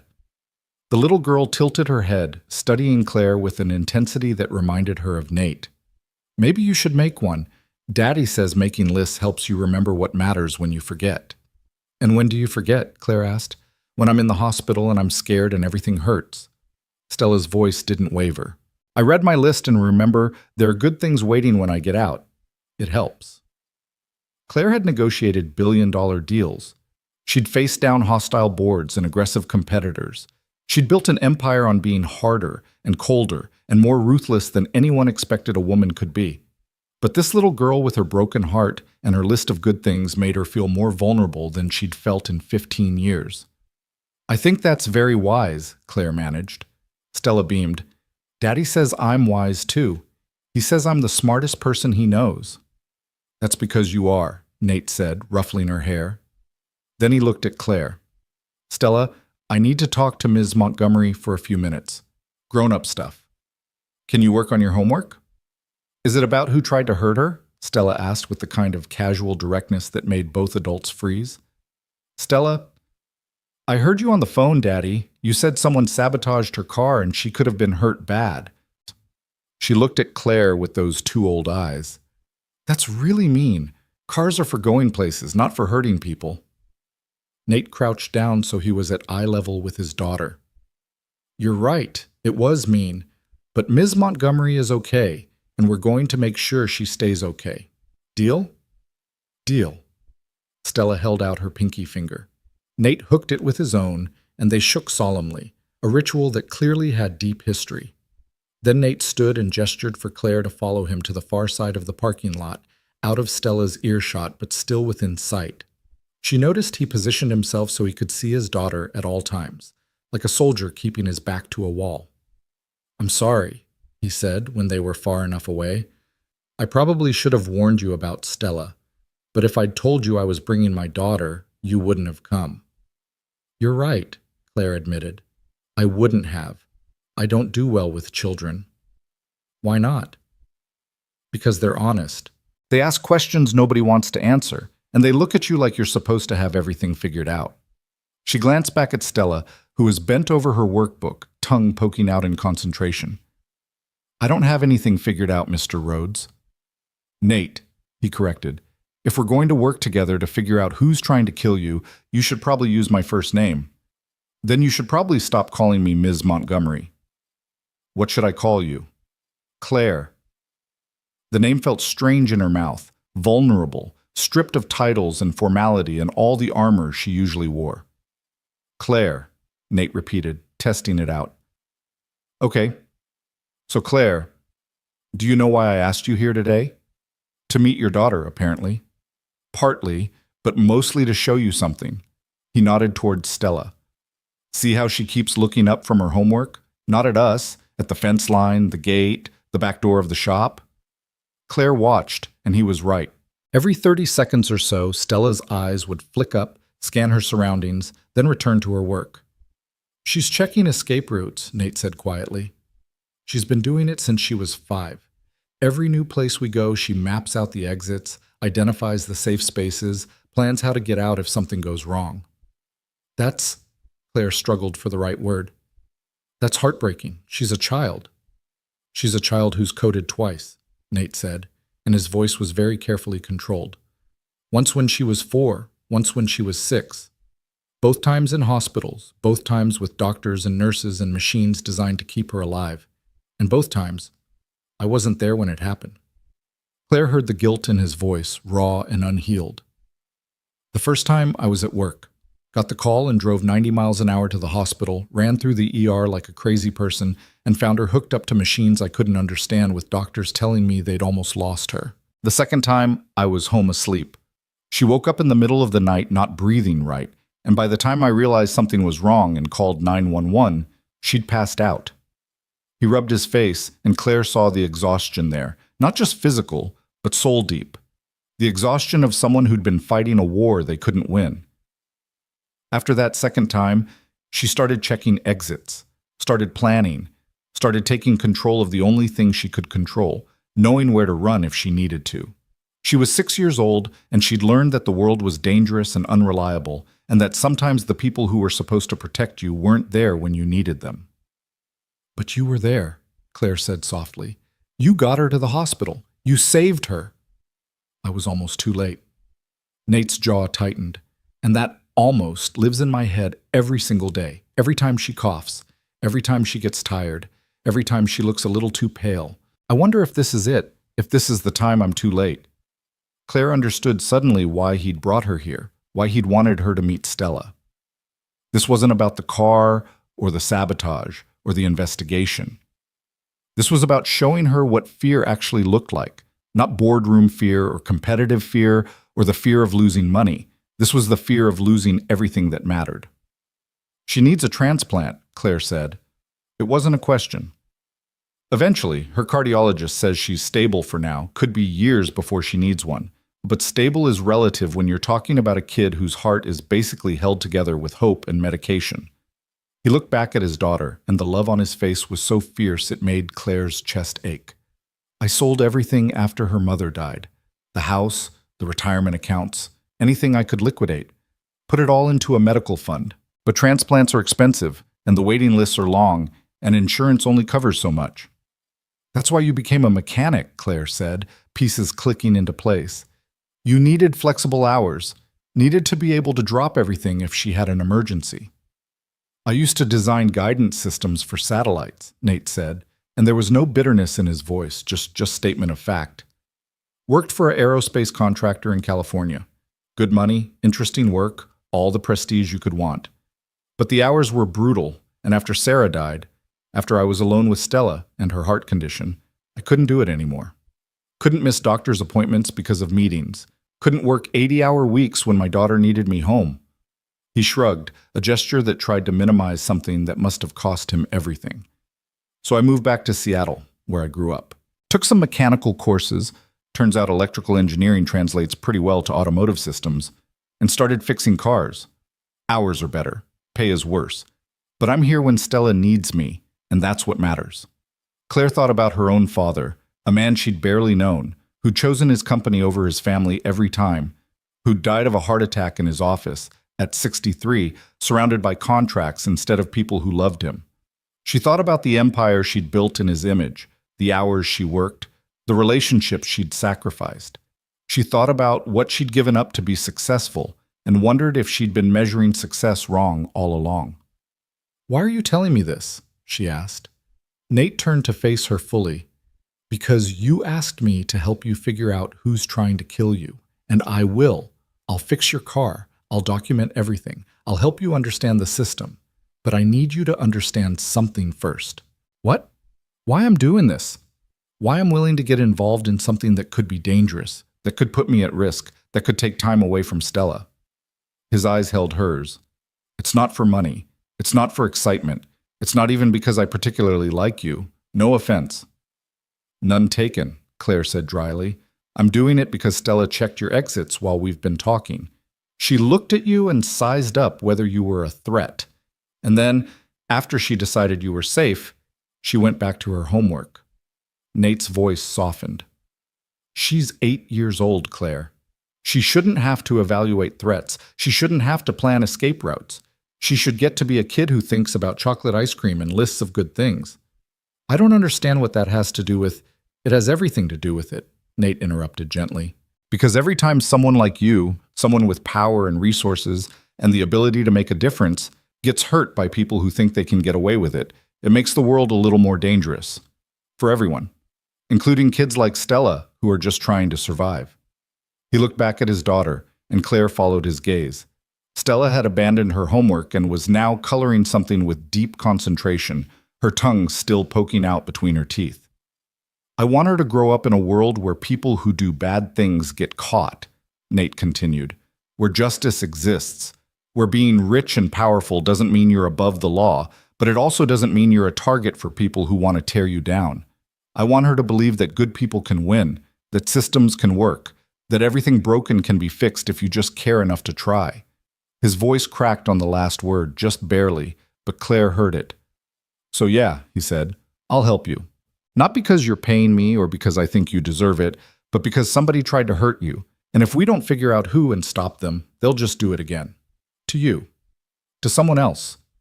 And the world gets a little darker, and my daughter has to check one more exit. Claire stood there in that parking lot with the gray Seattle sky pressing down and a broken-hearted little girl coloring pictures 20 feet away, and felt something fundamental shift inside her. She'd spent 15 years believing that strength meant being untouchable, that success meant needing no one, that power meant building walls high enough that nothing could hurt you. But this man, this mechanic who'd given up everything to save his daughter, who fixed cars for single fathers and taught billionaires about spark plugs, he had more strength than anyone she'd ever met. And it came from exactly the opposite place. It came from caring so much it could destroy you. I'm sorry, Claire said quietly. Nate looked surprised. For what? For being the kind of person who made your daughter check my exits. For living in a world where people try to kill each other over money and power and stupid, meaningless things. For not having a list of good things. She looked at Stella, then back at Nate. For taking so long to realize that maybe I've been fixing the wrong problems. They stood in silence for a moment, and Claire felt the weight of it. All the years of choices that had led to this moment. All the walls she'd built. All the people she'd kept at arm's length. I don't know how to be different, she admitted, and the words cost her everything. Then learn, Nate said, echoing his advice from yesterday. Start small, make a list, find one good thing. Just one? It's harder than you think. Claire looked at Stella again, watching the little girl color with complete absorption, and thought about what would be on her list if she made one. The view from her penthouse? That felt hollow. Her company? That felt empty. Her Valkyrie? That had literally tried to kill her. What did she have that was good? What did she have that mattered? The question terrified her because the answer was nothing. Stella, Nate called. Come here for a second. The little girl hopped off the bench and ran over. Actually ran, which seemed impossible for someone with a failing heart. But children defied logic when they wanted to. She stopped in front of them, slightly breathless, looking up with expectant eyes. Ms. Montgomery needs help with something, Nate said. Can you be her helper? What kind of help? Stella asked. Claire crouched down so she was at the girl's eye level, ignoring the voice in her head that said her cashmere sweater would get dirty from the asphalt. Your dad says I should make a list, like yours, of good things, but I don't know where to start. Stella considered this with utmost seriousness. What makes you happy? I don't know. What do you think about when you're sad? Work, mostly. That's not good things. That's distraction things. Stella shook her head like a tiny professor correcting a student. Good things are things that make your heart feel warm, like when Daddy hugs me, or when Mr. Patches smells like home, or when I finish all my medicine and get a sticker from the nurse. I don't think I have things like that, Claire said honestly. Stella's face fell. Everyone has things like that. You just have to look harder. She reached out and took Claire's hand, just grabbed it, like it was the most natural thing in the world, like billionaire CEOs held hands with 8-year-olds all the time. Her hand was small and warm and impossibly fragile. Close your eyes, Stella instructed. What? Close your eyes. I'll help you find something good. Claire looked at Nate, who just shrugged. You made this deal, his expression said. So Claire closed her eyes, feeling ridiculous and vulnerable and strangely hopeful. Think about the last time you felt safe, Stella said softly. Not powerful or successful or important, just safe. Claire's mind spun backward through years of memories. Board meetings where she'd crushed opposition, deals where she'd emerged victorious, moments of triumph and conquest and winning. None of them felt safe. She went further back, past her years as CEO, past business school, past college, searching for a moment when she'd felt truly, genuinely safe. And found one. She was 6 years old, maybe 7. Her mother, dead now for 20 years, was braiding her hair before school. Claire could feel the gentle tug of fingers working through tangles, could smell her mother's perfume, could hear the soft humming of some forgotten song. "I'm going to make sure you're the strongest girl in the whole world," her mother had said. "So strong that nothing can ever hurt you." And Claire had believed her, had felt safe in that belief, in those hands, in that moment before the world taught her that strength meant being alone. "Did you find something?" Stella's voice pulled her back to the present. Claire opened her eyes, and they were wet. When had she started crying? "I found something," she whispered. "Good." Stella squeezed her hand. "That's number 1 on your list. Now you just need to find more." The little girl let go and ran back to her coloring, leaving Claire crouched on the asphalt with tears on her face and Nate looking at her with something that might have been understanding. "She's remarkable," Claire said, standing up and trying to compose herself. "She is," Nate agreed, "and terrifying. She sees things other people miss." "Like her father." "Maybe," Nate smiled slightly. "Or maybe we just both learned to pay attention to what matters instead of what doesn't." They stood there in the gray afternoon light, and Claire felt something settling in her chest. A decision, maybe, or a commitment. She didn't know how to be the person Stella thought she should be, didn't know how to find good things or make lists or believe that the world could be fixed, but she could try. "Thank you," she said, "for this, for trusting me with her." "Don't thank me yet," Nate said. "We still have to figure out who wants you dead." "Right." Claire pulled out her phone and checked the time, nearly 4 o'clock. Where had the last 2 hours gone? "What's the plan?" "I've been thinking about that. The hack on your car was sophisticated, required access to systems that aren't easy to breach. That means either someone very skilled or someone with inside access." "Inside access to what?" "Your life," Nate said bluntly. "Someone who knows your routines, your security protocols, your vehicle information. Someone who could get close enough to plant surveillance software without raising suspicion."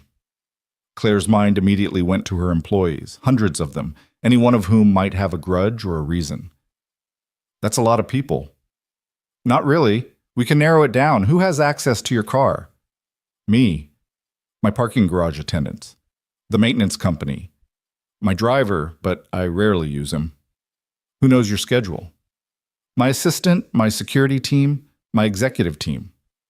"Who has reason to want you gone?" That question hung in the air like poisoned gas. Claire thought about boardroom enemies and hostile investors and competitors who'd lost deals to her ruthless tactics. She thought about employees she'd fired and companies she'd acquired and stripped for parts. She thought about 15 years of making enemies like other people made friends. "A lot of people," she admitted quietly. "Then we start with the ones who have both motive and opportunity." Nate pulled out his phone and opened a notes app.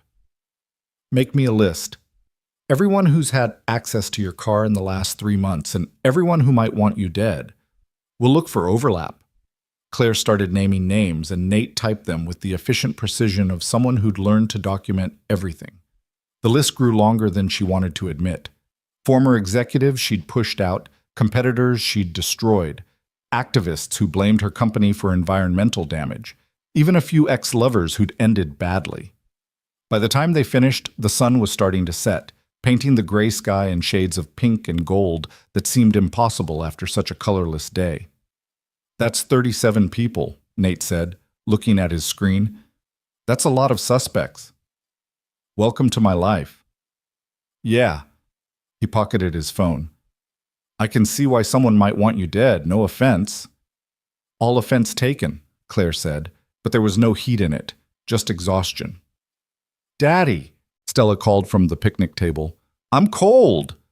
"Okay, baby, we're coming." Nate looked at Claire. "I need to get her home, but I'll work on the car tonight, see if I can find any more evidence of tampering. And you," he pointed at her, "you need to be careful. No patterns, no routines. Mix up your schedule, your routes, everything. Don't tell anyone where you're going before you go. Don't trust anyone completely." "That's already my life," Claire said. "Then trust one person." Nate held her gaze. "Trust me. If something feels wrong, if anything seems suspicious, you call me immediately, day or night. I don't care if it's 3 a.m. and you just have a bad feeling. You call." "Why would you do that? Disrupt your life for someone you barely know?" Because Stella made you cry, Nate said simply. And the only people who cry when my daughter talks about good things are people who've forgotten what good things feel like. That means you're not too far gone. That means you're worth saving.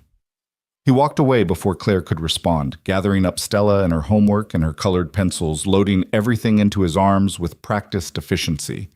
The little girl waved goodbye over her father's shoulder, and Claire waved back automatically, watching them disappear into the shop. Then she stood alone in that parking lot as the light faded and the temperature dropped and the city started its transformation into night. And she thought about good things. Her mother braiding her hair, a mechanic who saw through her armor, a little girl who thought everyone deserved a list. It wasn't much, but it was a start. Claire pulled out her phone and opened her notes app. At the top of a new page, she typed, "Good things." Then, underneath, 1. My mother's hands in my hair. She stared at it for a long moment, then added, 2. People who fix broken things. It felt inadequate and incomplete and nothing like the comprehensive strategic lists she usually made. But Stella had said to start with one good thing, and Claire had found 2. That had to count for something. She called an Uber and waited in the gathering darkness, and when her phone buzzed with a text from Nate, got her home safe, stay vigilant. N. Claire felt something warm bloom in her chest. Maybe that could be number 3 on her list. People who check on you without being asked. The Uber arrived and she climbed in, giving her address to a driver who didn't recognize her and didn't care. As they pulled away from Davies Automotive, Claire looked back one more time at the small shop with its faded sign and its parking lot full of ordinary cars getting ordinary repairs. She wondered what it would be like to have an ordinary life, to worry about oil changes instead of assassins, to make lists of good things instead of quarterly projections, to hold someone's hand and feel safe instead of powerful. She wondered if it was too late to learn. Her phone buzzed again. A news alert about Montgomery Industries' stock price, something about market fluctuations and investor confidence. Claire dismissed it without reading. For the first time in 15 years, she didn't care. She opened her notes app instead and stared at her list. 2 things. 2 good things in a life that should have had hundreds. By the time the Uber dropped her off at her building, Claire had made a decision. She didn't know who was trying to kill her or why, didn't know if Nate could help her solve it, didn't know if she could become the kind of person who deserved to be saved. But she was going to try. Because somewhere in Seattle, a little girl with a broken heart was coloring pictures and checking exits and believing that good people could win. And Claire Montgomery was tired of being the villain in her own story. She rode the elevator up to her penthouse, unlocked her door, and walked straight to her desk where the old spark plug still sat, worthless metal that Nate had given her as a reminder. Fuel, air, spark, the basic elements of combustion. Claire picked up the spark plug and held it in her palm, feeling its weight, its potential. Then she set it down next to her laptop and got to work. If someone wanted her dead, they'd left traces. They had to have. Digital footprints, paper trails, patterns in the chaos. She just had to find them. And Claire Montgomery had spent 15 years learning how to find what others tried to hide. Time to put those skills to better use.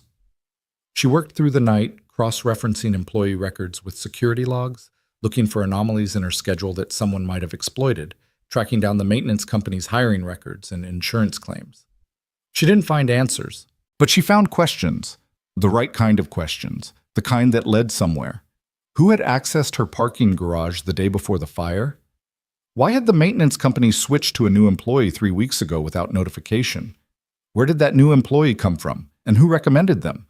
The questions piled up like kindling, waiting for a spark. And somewhere in the dark city, someone else was awake too, watching, waiting, planning their next move. Because the first attempt had failed, but failure was just information. Next time they'd succeed. They had to. Too much was riding on Claire Montgomery's death for them to stop now. The call came at 2:17 in the morning. Claire was still awake, still staring at spreadsheets and security logs that refused to tell her their secrets, when her phone lit up with Nate's number. Her heart jumped before she could stop it. Late-night calls meant emergencies, meant something wrong, meant the kind of news that changed everything. "What happened?" she answered without greeting. "I need you to come to the shop." Nate's voice was tight, controlled in the way people got when they were forcing themselves not to panic. "Right now." "Is Stella—" "Stella's fine." She's with my neighbor. But Claire, someone broke into the shop tonight. They were looking for something specific. The way he said it made her blood freeze. My car. Your car, he confirmed. They didn't steal anything, didn't vandalize anything else. Just went straight for the Valkyrie. And Claire... He paused, and she heard something in the background that sounded like police radios. They knew exactly what they were looking for. This wasn't random. Claire was already moving, grabbing her coat, her keys, her phone charger. I'm coming. Don't touch anything until I get there. Already gave that speech to the cops. They're not happy about it, but they're waiting. 20 minutes, Claire said, and ran for the elevator. She made it in 15, breaking every traffic law Seattle had and not caring. The shop was lit up like a stage set. Police cars with their lights painting the walls red and blue, crime scene tape across the entrance, uniformed officers taking statements. Claire parked illegally and walked straight through the perimeter like she owned it, which in a sense she did. Money bought you the ability to ignore barriers that stopped other people. Nate was standing near the open bay door talking to a detective who looked tired and underpaid. When he saw Claire, something in his face relaxed fractionally. Ms. Montgomery, the detective said, flipping open a notebook. I'm Detective Sarah Chen. I understand this is your vehicle that was targeted? It is.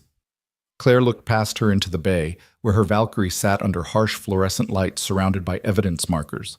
From here, it looked undamaged. What did they do? That's what we're trying to determine. Mr. Rhodes here seems to think you can help us understand what they were after. Can I see it? Detective Chen hesitated, then nodded. Don't touch anything, and stay behind the tape.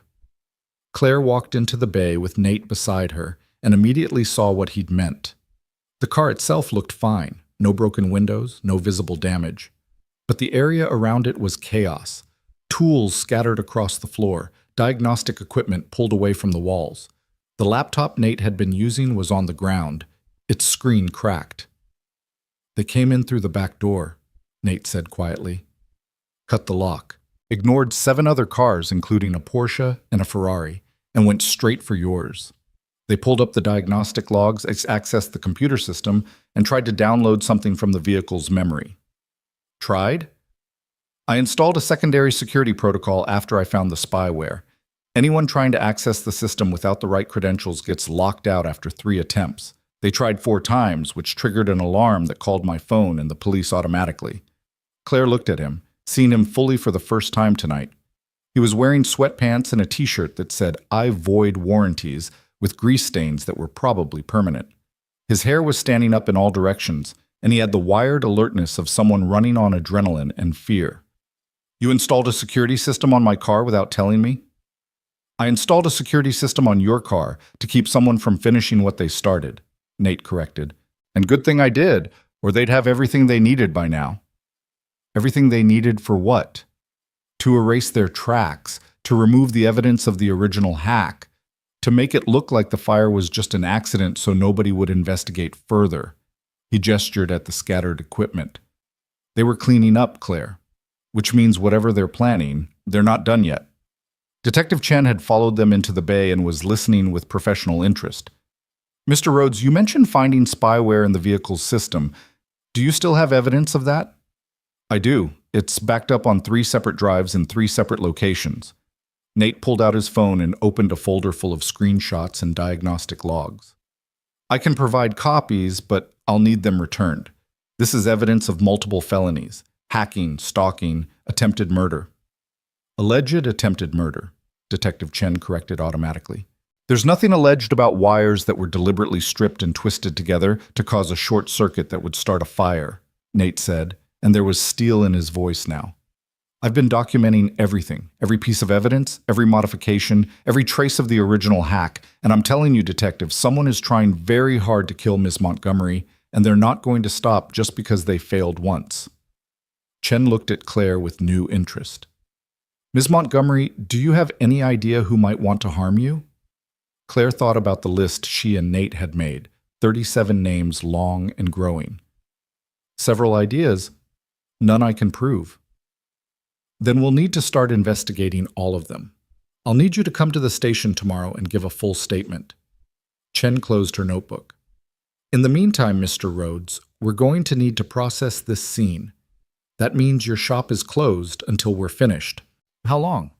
Could it be a day? Could be 3? Depends on what we find. Nate's jaw tightened, but he nodded. I'll call my customers, reschedule their appointments. And Ms. Montgomery, Chen turned to Claire, I strongly suggest you increase your personal security.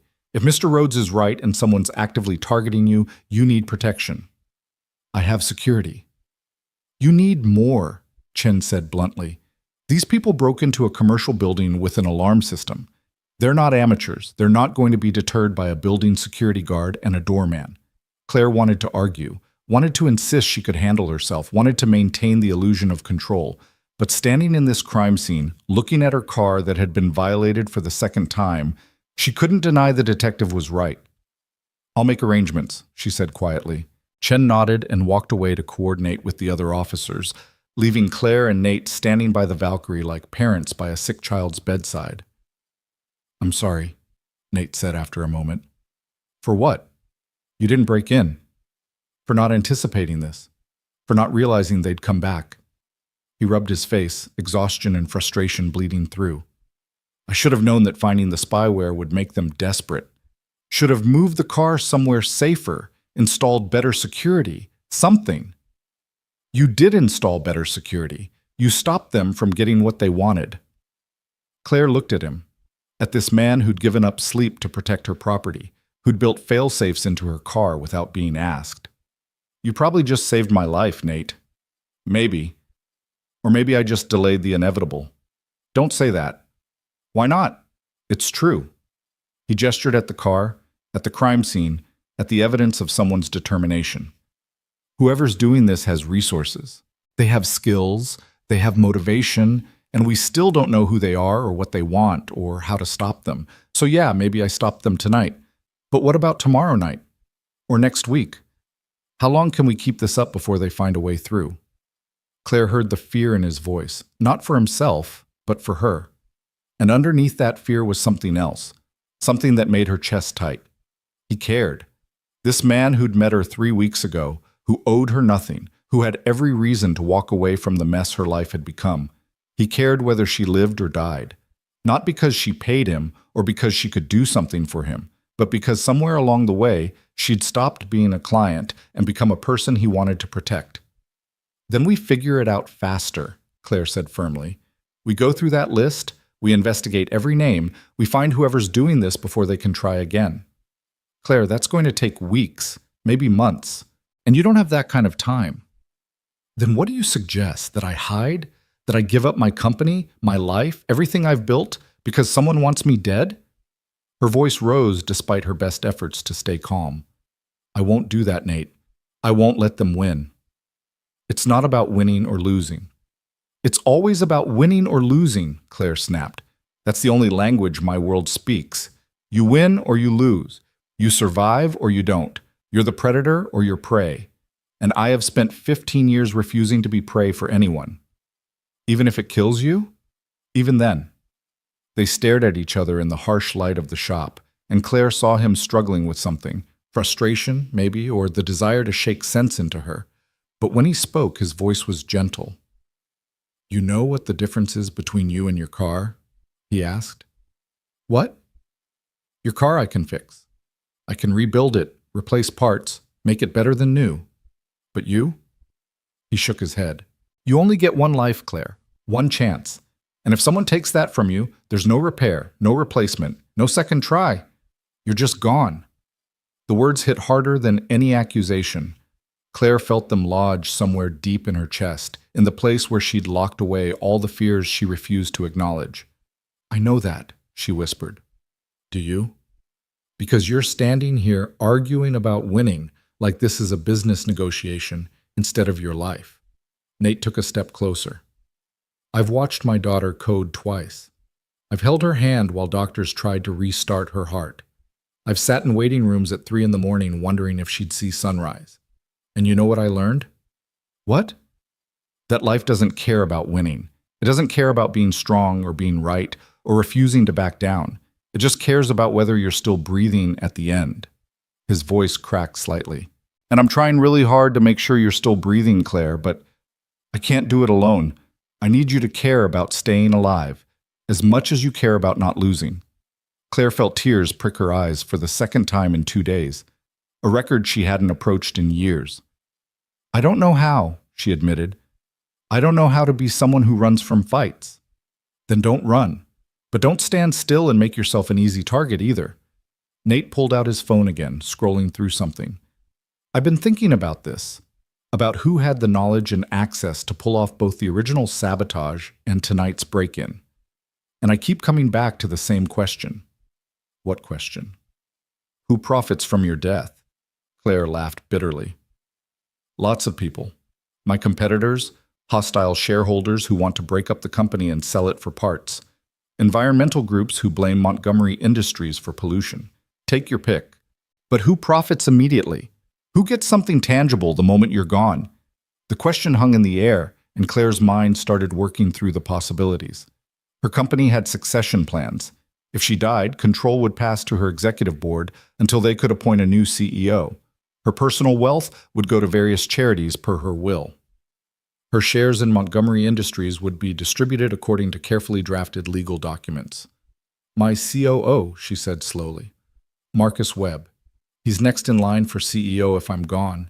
He's been pushing for more control, arguing that I'm too aggressive, that the board needs to rein me in. Does he have technical knowledge? Background in engineering or computers? No, he's finance. MBA from Wharton, worked his way up through acquisitions. Then he'd need help, someone with the skills to hack your car. Claire thought about Marcus's team, his inner circle, the people he'd brought with him when she'd promoted him 3 years ago. His chief of staff used to work in IT security. Before that, he was at a defense contractor doing cyber work. Nate's eyes sharpened. Name? David something, David Chang? Claire pulled out her phone and scrolled through her company directory. David Chang, age 32, MIT graduate, worked at Lockheed Martin for 5 years before joining Montgomery Industries. Does he have access to your schedule? Through Marcus, yes. The executive team has visibility into my calendar for coordination purposes. What about your parking garage? Claire thought back through the access logs she'd been reviewing. I'd have to check, but probably. Executive staff get parking privileges, and Marcus has been to my building dozens of times for meetings. Nate was typing rapidly on his phone, making notes, building a case. Okay, so we have motive. Marcus wants your job. We have opportunity. David has the skills and the access. What we need now is evidence. How do we get that? We make them panic. Nate looked up from his phone, and there was something calculating in his expression that reminded Claire he'd spent years solving complex problems. They broke in tonight because they needed to cover their tracks. That means they're worried.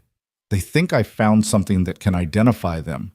If we let them believe that's true, that I'm close to proving who did it, they might make a mistake. Or they might try to kill me faster. That's why you're going to disappear. Claire stared at him. Excuse me? Not literally, but you need to be unpredictable. Change hotels every night. Use cash. Don't tell anyone where you're staying. Make it impossible for them to track you while we investigate. Nate's voice was firm, but not unkind. I know it's not how you want to live. I know it feels like losing. But it's not losing, Claire. It's surviving long enough to win. Every instinct Claire had screamed against this plan. She didn't run. She didn't hide. She faced problems head-on and crushed them with superior force and resources. But looking at Nate's exhausted face, thinking about Stella checking exits and making lists of good things, remembering Detective Chen's warning about these people not being amateurs, Claire realized that maybe her instincts were wrong. Maybe survival wasn't about being the strongest or the most aggressive. Maybe it was about being smart enough to know when to change tactics. Okay, she said quietly. I'll disappear, but only if you help me. Help you how? Be my contact, my safe person. You're the only one I trust right now, Nate. Everyone else could be compromised, could be working with Marcus, could be feeding him information. She hated how vulnerable her voice sounded. I need someone I can call, someone who'll answer. Claire, I have Stella. I can't just drop everything to... I'm not asking you to drop everything. I'm asking you to answer your phone, to to be there if I need help, to... She stopped, struggling with words that had never come easily. To care whether I make it through this. Nate looked at her for a long moment, and Claire saw the war happening behind his eyes. He had a daughter who needed him, a life that was already complicated, every reason to say no.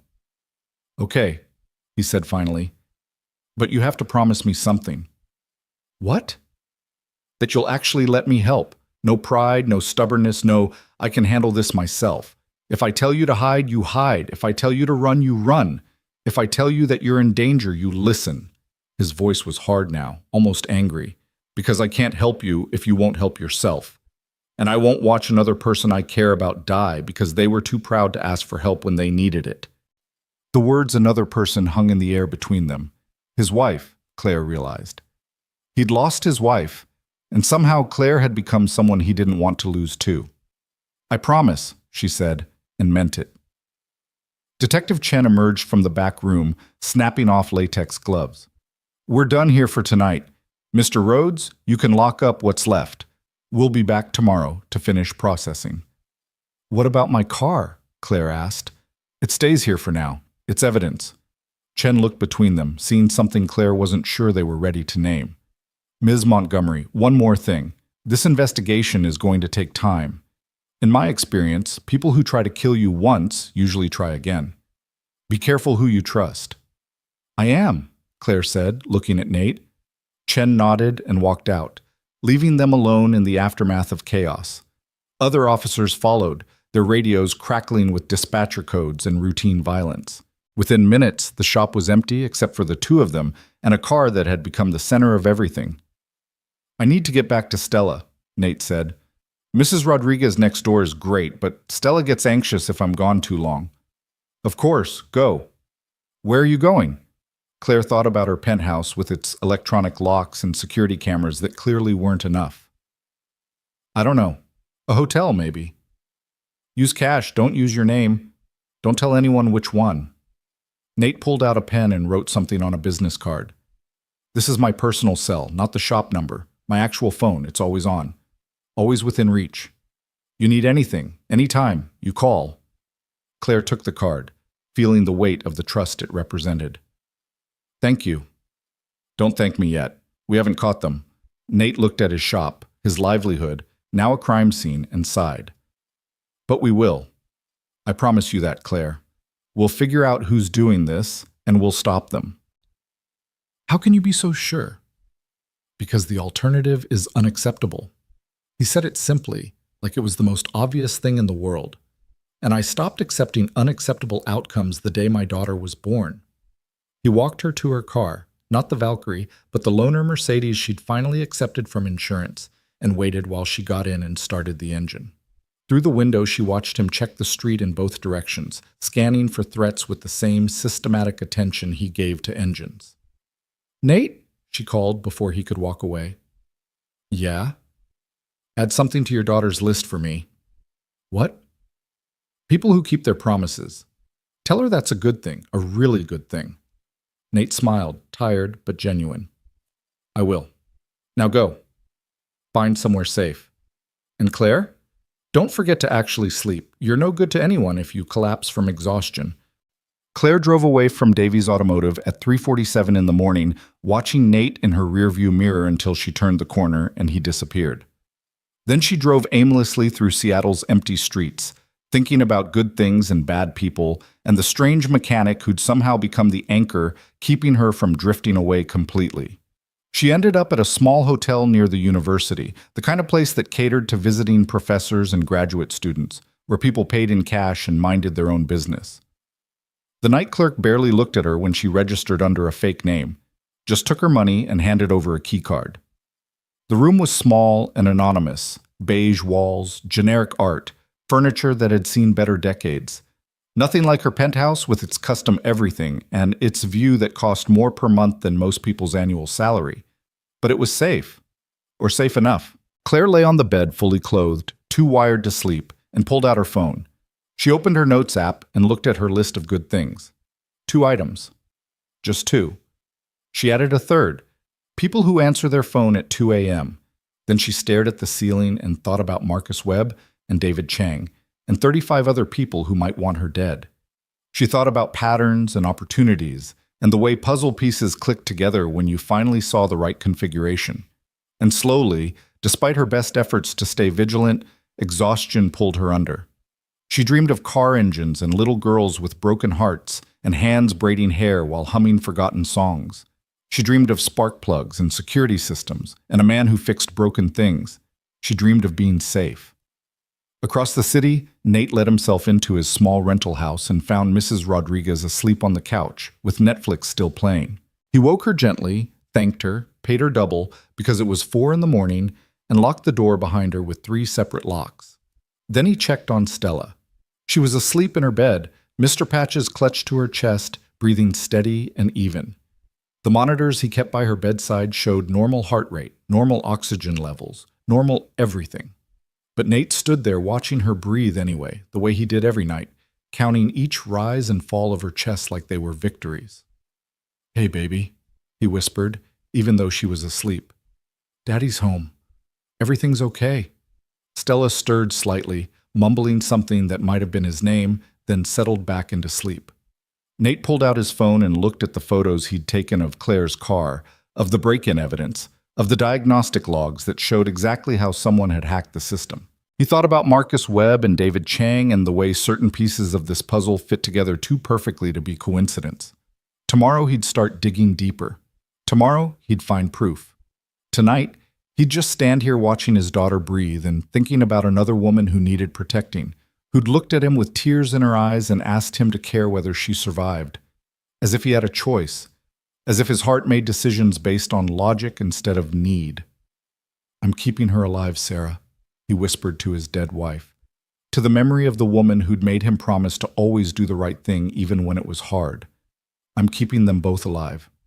I don't know how yet, but I will." Stella coughed once in her sleep, and Nate's hand went automatically to her wrist, checking her pulse, feeling for irregularities. Normal. Everything normal. He kissed her forehead and went to his own room where he sat on the bed and stared at his phone and thought about calling Claire just to make sure she'd found somewhere safe. He didn't. She needed rest. They both did. But he kept his phone on the nightstand, volume turned all the way up, ready to answer if she called. Because some promises were too important to break, and some people were too important to lose. Even if they'd only been in your life for 3 weeks, even if you barely knew them, even if saving them might cost you everything you had left. The city slept around them, perpetrator and victim, hunter and hunted, all resting before the next round began. And in the space between darkness and dawn, in hotel rooms and small houses and probably some expensive office where someone plotted murder, the pieces continued to move. The game was far from over, but for tonight, everyone was still breathing. And that, Nate had learned, was sometimes the only victory that mattered. Claire woke to her phone buzzing at 6:30, her body stiff from sleeping in clothes on a mattress that felt like it had been manufactured during the Cold War. For a disoriented moment, she didn't remember where she was. The beige walls and generic lamp could have been any hotel in any city. Then memory crashed back. The break-in, the evidence, Marcus and David, her promise to disappear. The phone said unknown number, but Claire answered anyway. Maybe that was stupid. Maybe it was dangerous. But hiding in hotel rooms forever wasn't a plan. It was just postponing the inevitable. "Miss Montgomery, it's Detective Chen. I'm calling with an update." Claire sat up, suddenly alert. "What kind of update?" "The kind you're not going to like. We ran the security footage from your building's parking garage for the past 3 months like you requested. Found something interesting on the day before your car caught fire." "What?" "Your maintenance contractor, the one who does routine checks on executive vehicles, sent a different technician than usual. Guy named James Peterson. He was in the garage for 43 minutes, most of that time spent on your vehicle." Claire's heart started hammering. And James Peterson doesn't exist. The name, the license, the employment records, all fake. Someone created a convincing enough identity to pass the building's background check, but it falls apart under real scrutiny. Chen's voice was grim. "Ms. Montgomery, someone inserted a plant into your building's security system specifically to access your car. This wasn't opportunistic. This was planned."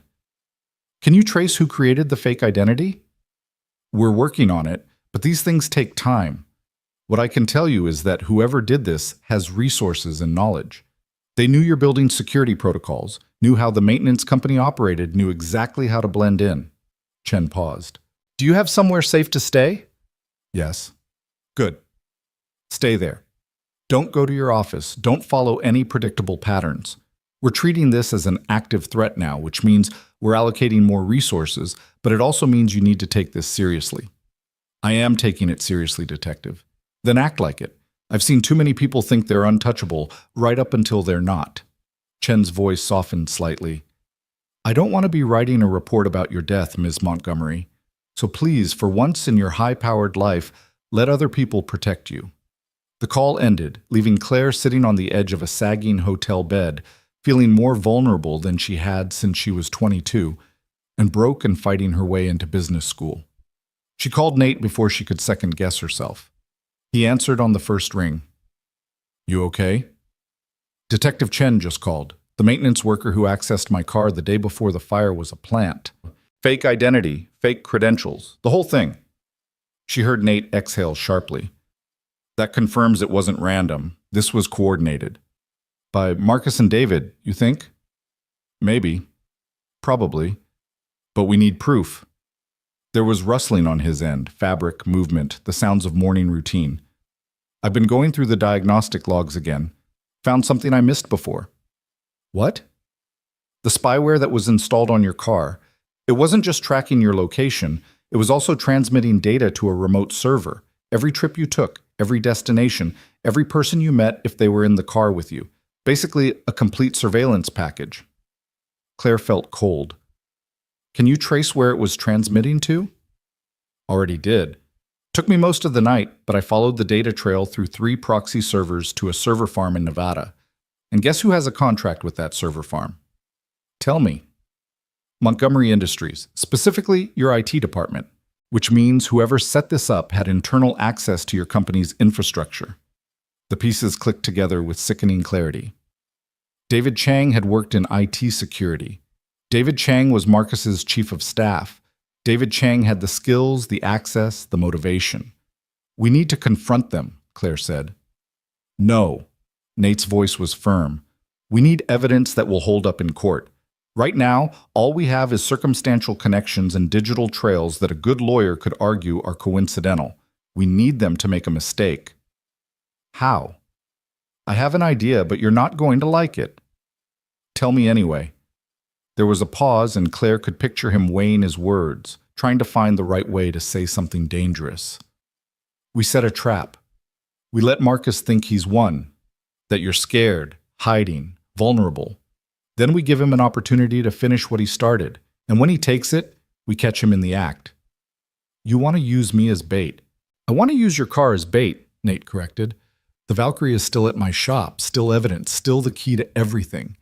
What if word gets out that I've found definitive proof of who sabotaged it, that I've traced the hack all the way back to the source, and I'm planning to give that evidence to the police? Claire saw where he was going. Marcus panics, sends David to destroy the evidence. Or comes himself. Either way, we'll be waiting, with cameras, with witnesses, with Detective Chen ready to make arrests. Nate's voice was steady, but she could hear the underlying tension. It's risky. If they're smart enough, they'll see through it. But people who think they're about to get caught tend to make desperate choices. And desperate people make mistakes. Exactly. Claire thought about it, weighing the risks against the alternative of spending the rest of her life looking over her shoulder. Okay, let's do it. What do you need from me? Stay hidden, stay safe, and trust me. He paused. Can you do that, Claire? Actually trust me to handle this? It was the hardest question anyone had asked her in years. Trusting people meant vulnerability. It meant giving up control. It meant accepting that you couldn't solve every problem with money and willpower, and refusing to show weakness. But she'd promised. She'd promised to let him help.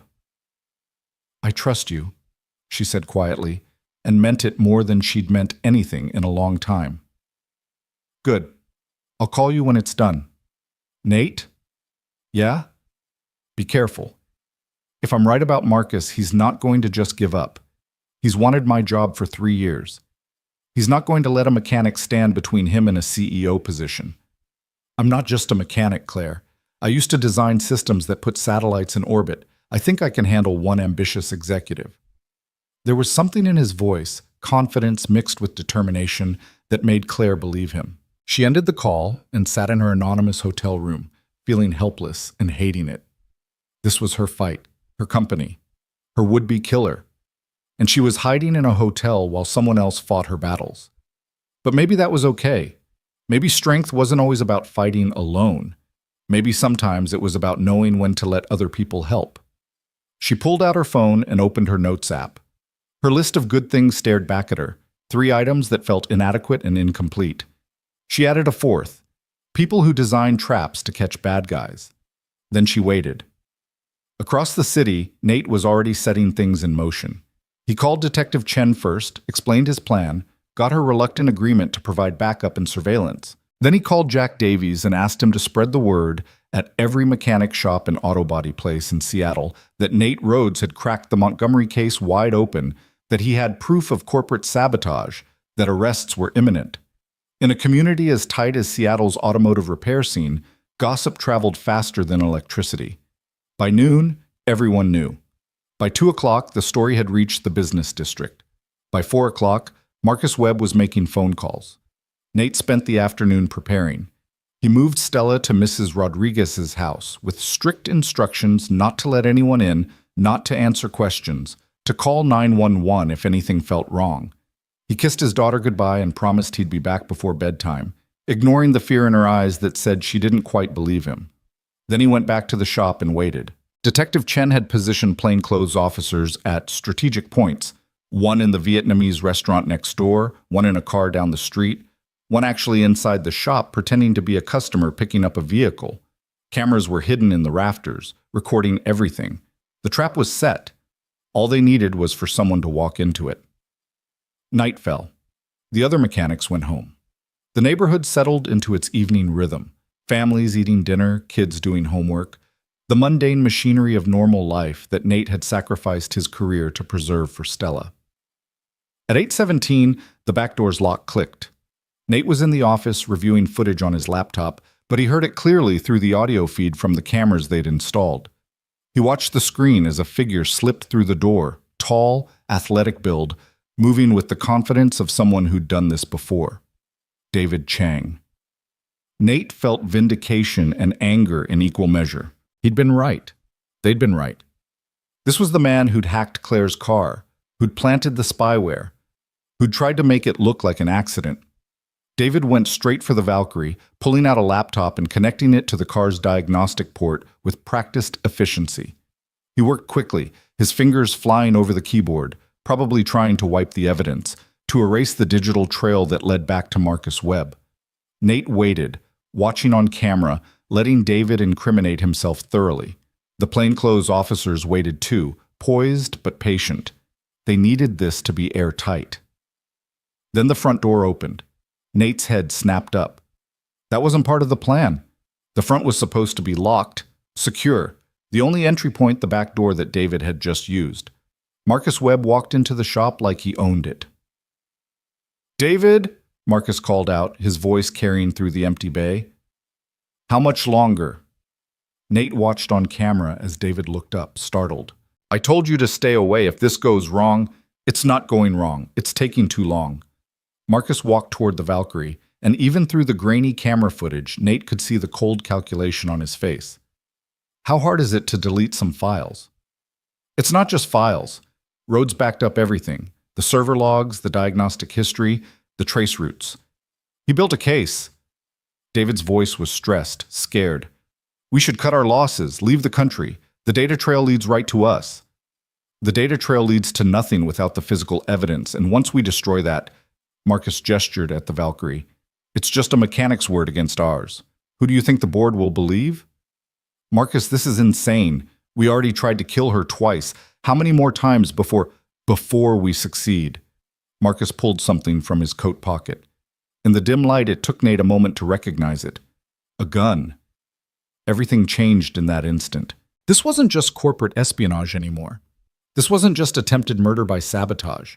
This was Marcus Webb standing in Nate's shop with a weapon, willing to eliminate anyone who stood between him and what he wanted. Detective Chen's voice crackled in Nate's earpiece. "All units, suspect is armed. Move in carefully. Rhodes, stay where you are." But Nate was already moving. He couldn't explain it rationally. The smart thing was to stay hidden, let the police handle it, avoid confrontation with an armed man who'd already proven he was willing to kill.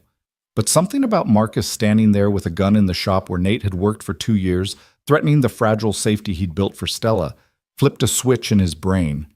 This was his space, his territory, and he was done letting dangerous people make the rules.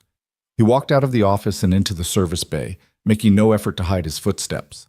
Marcus and David both spun toward him, and Nate saw David's face go white with shock, while Marcus's expression hardened into something cold and determined.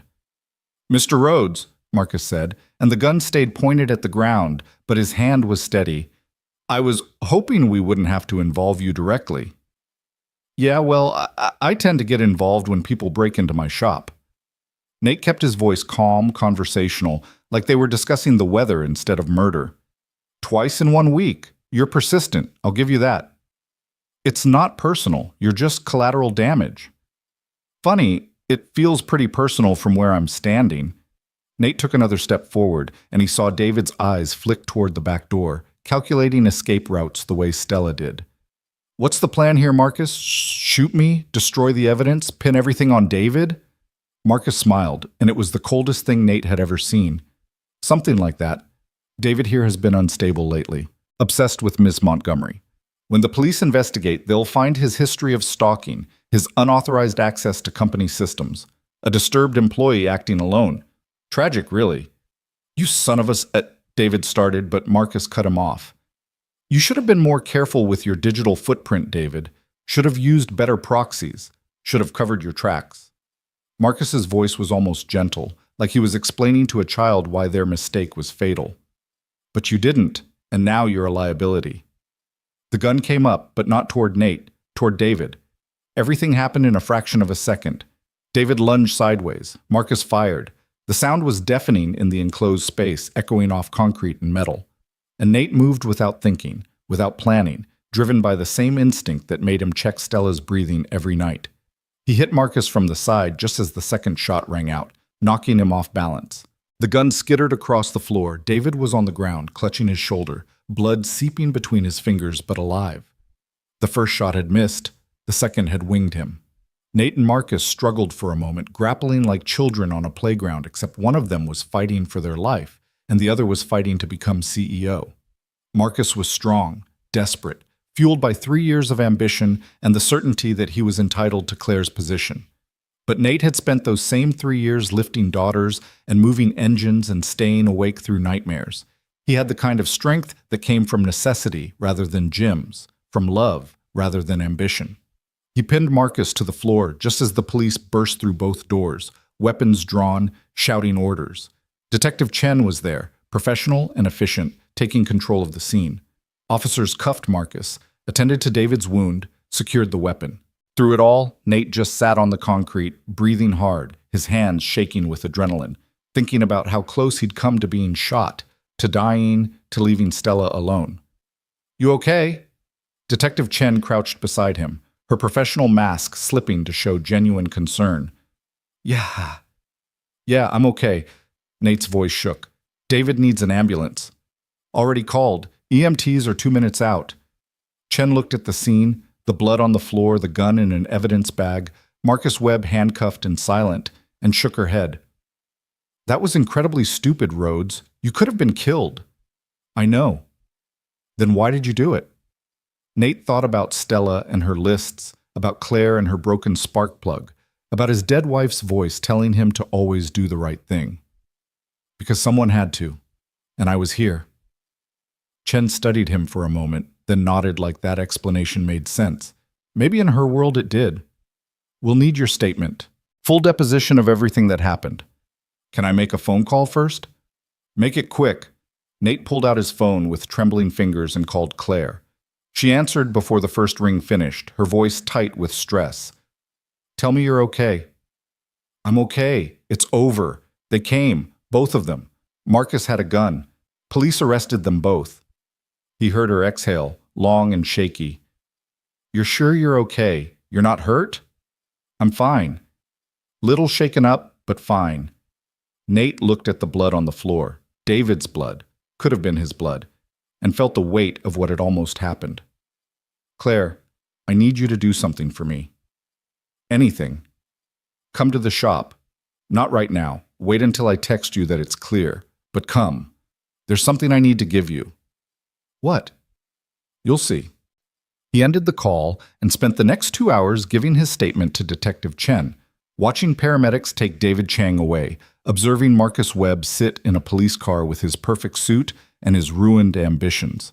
The shop became a crime scene for the second time in a week, but this time there was closure instead of questions. By midnight, the police were finished. By 12:30, Nate had cleaned the blood off his floor and opened the bay doors to let fresh air chase away the smell of gun smoke and fear. By 1 o'clock, he texted Claire that it was safe. She arrived 20 minutes later in the Mercedes loaner, looking like she hadn't slept in days, but still somehow elegant in jeans and a sweater that probably cost more than his mortgage. She walked into the shop and stopped, just looking at him, and Nate saw everything in her face: relief and fear and gratitude, and something else he didn't have a name for. Nate, she started, but he held up a hand. Before you say anything, I need to show you something. He led her to the Valkyrie, which sat in the middle of the bay under bright lights, looking none the worse for being at the center of a murder conspiracy. Nate opened the hood and reached into the engine bay, carefully extracting something he'd hidden there earlier. It was a box, small, wooden, hand-carved with surprising skill. What is this, what? Claire asked. Open it. She did, and inside were 6 items. The original spark plug he'd given her, a photograph of Stella holding Mr. Patches, a small notebook with "Good Things" written on the cover, a key, a folded piece of paper, and a ring of gears welded together into an art piece. I don't understand, Claire said quietly. The spark plug you already know about. Fuel, air, spark. The elements of combustion and life. Nate pointed to each item as he explained. The photo is Stella. She wanted you to have it, said you needed a reminder of people who think you're brave. The notebook is for your list. She said 3 things aren't enough. You need at least 20 to have a proper list. Claire picked up the notebook with trembling fingers. The key is to the shop. Jack's retiring next year, and he asked if I wanted to buy the place. I said I couldn't afford it. Then I realized maybe I didn't have to do it alone. Nate met her eyes. I'm not asking for your money, Claire. I'm asking if you'd want to be a partner. You've got business skills I'll never have. I've got technical knowledge you'll never need. Together we could build something that matters. A repair shop? A second chance shop. A place where people who've been broken down get fixed. Where single parents can get their cars repaired for what they can afford. Where kids like Stella learn that the world has good things in it. His voice was steady despite his racing heart. You said you didn't know how to be different. This is how. We fix things together. Claire stared at the key like it was a foreign object. Why would you want me as a partner? I'm the Ice Queen, the Barracuda. I destroy things, Nate. I don't build them. You destroyed the people trying to kill you. You built a fortune from nothing. You survived 15 years in a world that tried to break you. Nate touched her hand gently. You're not ice, Claire. You're just someone who forgot how to melt. But I've seen you with Stella. I've seen you cry.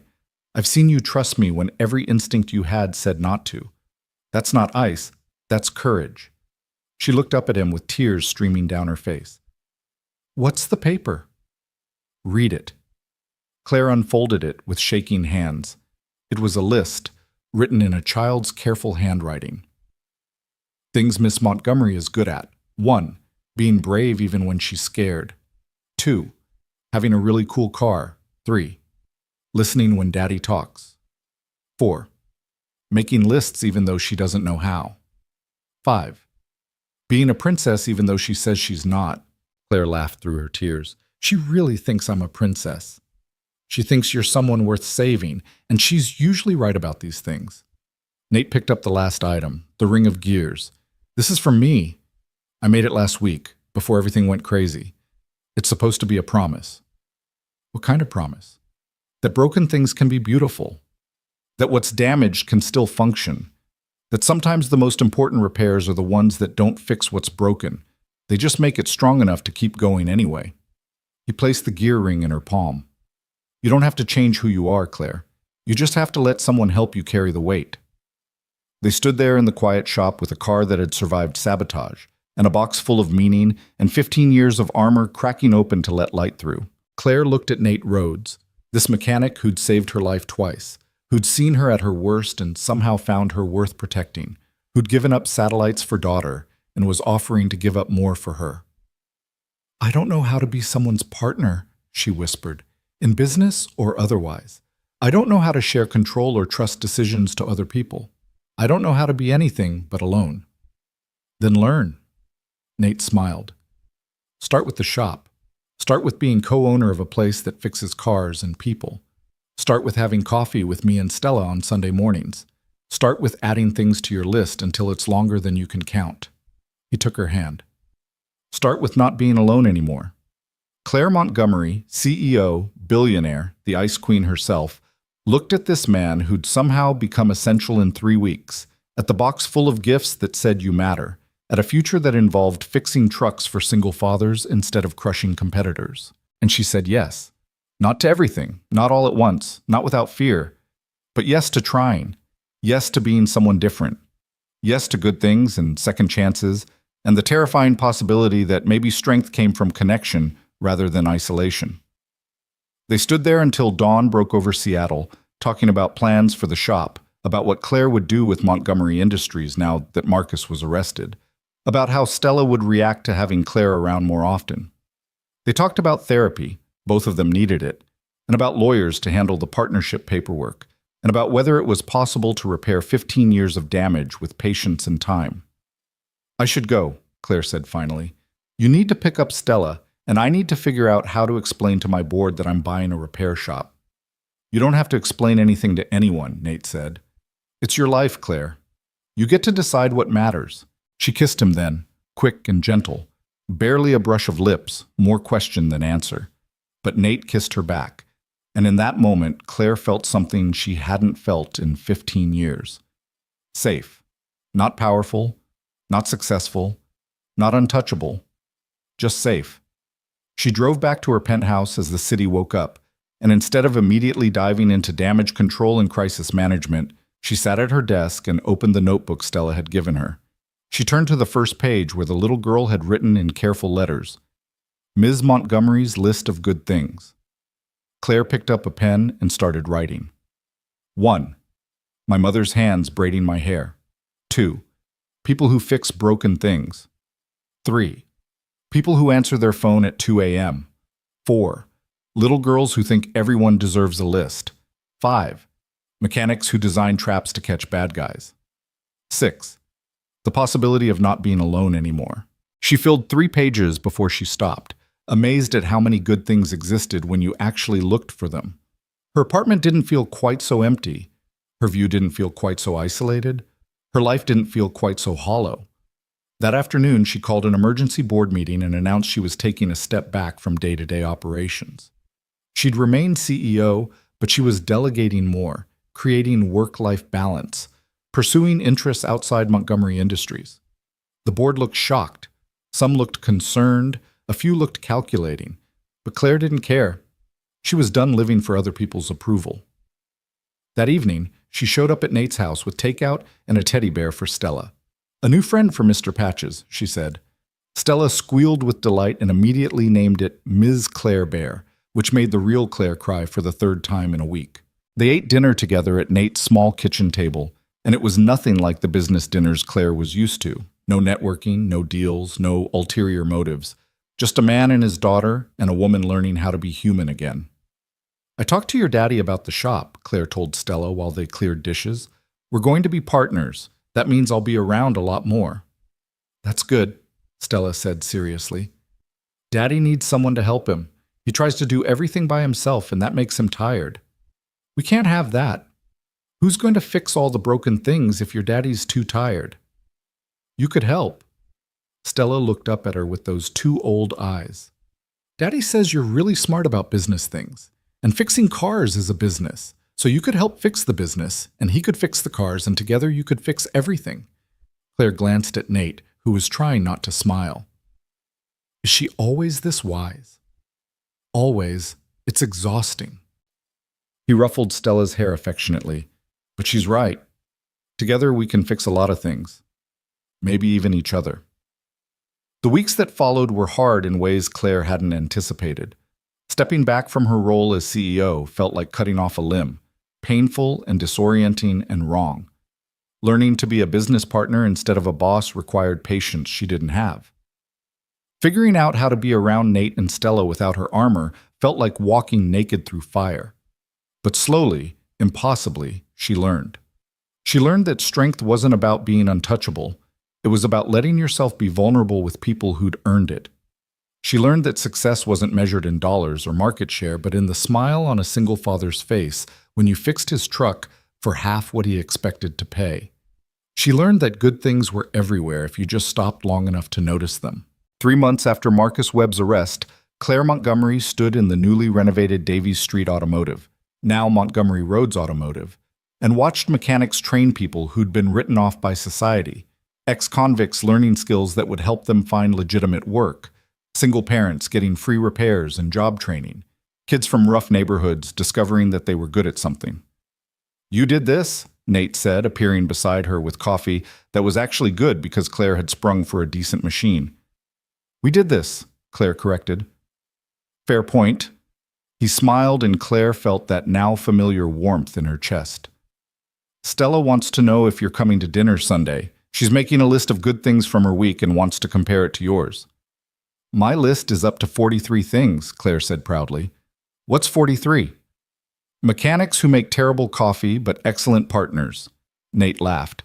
"That's not even a subtle hint that I should stick to fixing cars." "Subtlety is overrated." Claire set down her own coffee and looked at him seriously. "Thank you." "For what?" "For seeing something worth saving when everyone else just saw the Ice Queen. For fixing my car and my life. For teaching me that broken things can be beautiful." She touched the gear ring she now wore on a chain around her neck. Always there, always present, a reminder of promises and possibilities. For not giving up on me even when I'd given up on myself. Nate took her hand, their fingers interlacing with practiced ease. "You know what Stella asked me last night?" "What?" "She asked if you were going to be her bonus mom. Because in her words, Daddy needs someone to help him, and Ms. Claire needs someone to love her, and I need more people on my good things list." He smiled. "I told her that was a conversation you and I should have when you're ready." Claire's heart hammered. "And if I said I might be ready? Eventually? Not right now, but someday? Then I'd say we've got time. We've got all the time we need." Nate pulled her closer. "Because some repairs can't be rushed, Claire. They need patience and care and the understanding that healing happens slowly. But that doesn't mean it doesn't happen." She kissed him then, properly this time. In the middle of their shop with mechanics pretending not to notice and morning light streaming through windows that had been cleaned for the first time in years. She kissed him and felt pieces of herself clicking back together. Not perfect, not fixed, but whole in a way that mattered. "I love you," she whispered against his lips, and the words felt strange and wonderful and terrifying and right. "I love you too," Nate whispered back. "Now come on. We've got a truck to look at for a woman who's trying to escape an abusive relationship, and I promised her we'd get her mobile by tonight so she can leave safely." They walked hand in hand to the service bay, and Claire thought about how far she'd come from that morning 3 months ago when she'd stood in this same shop, mocking a quiet mechanic who'd turned out to be so much more than she expected. She thought about spark plugs and good things and little girls with broken hearts who saw possibilities instead of problems. She thought about being brave and being loved and being human instead of being perfect. And she added one more thing to her list. The day I learned that the best repairs are the ones that break you open first. 6 months later, on a Seattle Saturday that was uncharacteristically sunny, Claire Montgomery stood in front of 73 people, employees, friends, the community they'd built, and made an announcement. "Montgomery Roads Automotive is expanding. We're opening 2 new locations, hiring 40 new staff, and launching a nonprofit program to provide free automotive training to at-risk youth." She looked at Nate, at Stella sitting in the front row with Mr. Patches and Ms. Claire Bear, at all the faces of people who'd become family. But more importantly, I'm announcing my retirement from Montgomery Industries effective next month. I'll retain my board seat, but I'm stepping down as CEO to focus full-time on this, on building something that matters. The applause was thunderous, but Claire barely heard it. She was looking at Nate, who stood up and walked to her and reached into his pocket for something small. "Since we're making announcements," he said, loud enough for everyone to hear, "I have one too." He dropped to one knee and Claire's heart stopped. "Claire Montgomery, you fixed my engine when it was running on empty. You gave my daughter someone to look up to. You turned a failing repair shop into something that changes lives. Will you marry me and let me spend the rest of my life fixing things with you?" The ring he held out was made of gears, tiny, intricate, welded together with such care and skill that it was both industrial and beautiful. Broken things made whole, damaged pieces made art. Claire looked at this man who'd saved her life, at his daughter who taught her how to make lists, at the community they'd built together from grease and hope and love.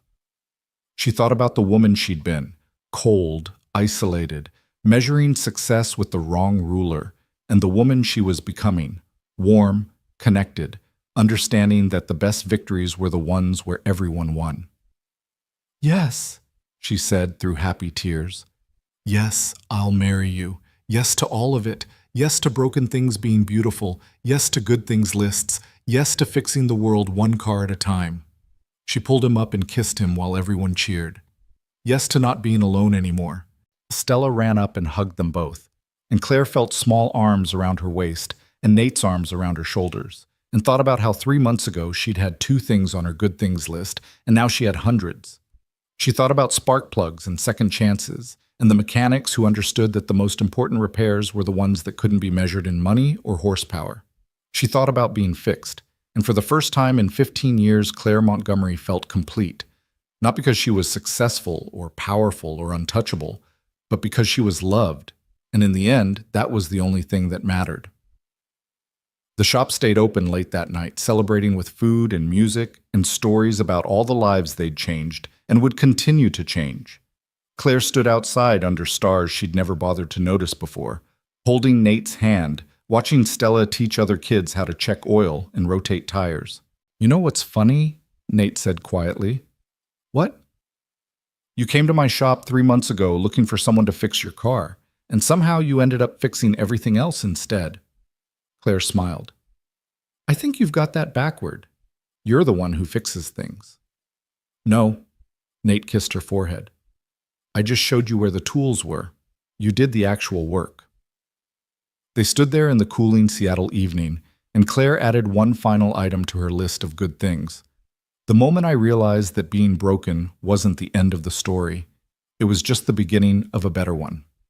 Behind them, the shop hummed with life and laughter and the sound of engines turning over, each one a small victory, each one proof that broken things could run again if you just cared enough to fix them right. And in a small house across town, a little girl's list sat on a nightstand with a new entry added in crayon. Number 100, when good people win. Because sometimes, against all odds and despite all the ways the world tried to break them, good people did win. They just had to be brave enough to let someone help them, and wise enough to know that the best things in life, the really good things, were never the ones you could buy. They were the ones you built together. One spark plug at a time.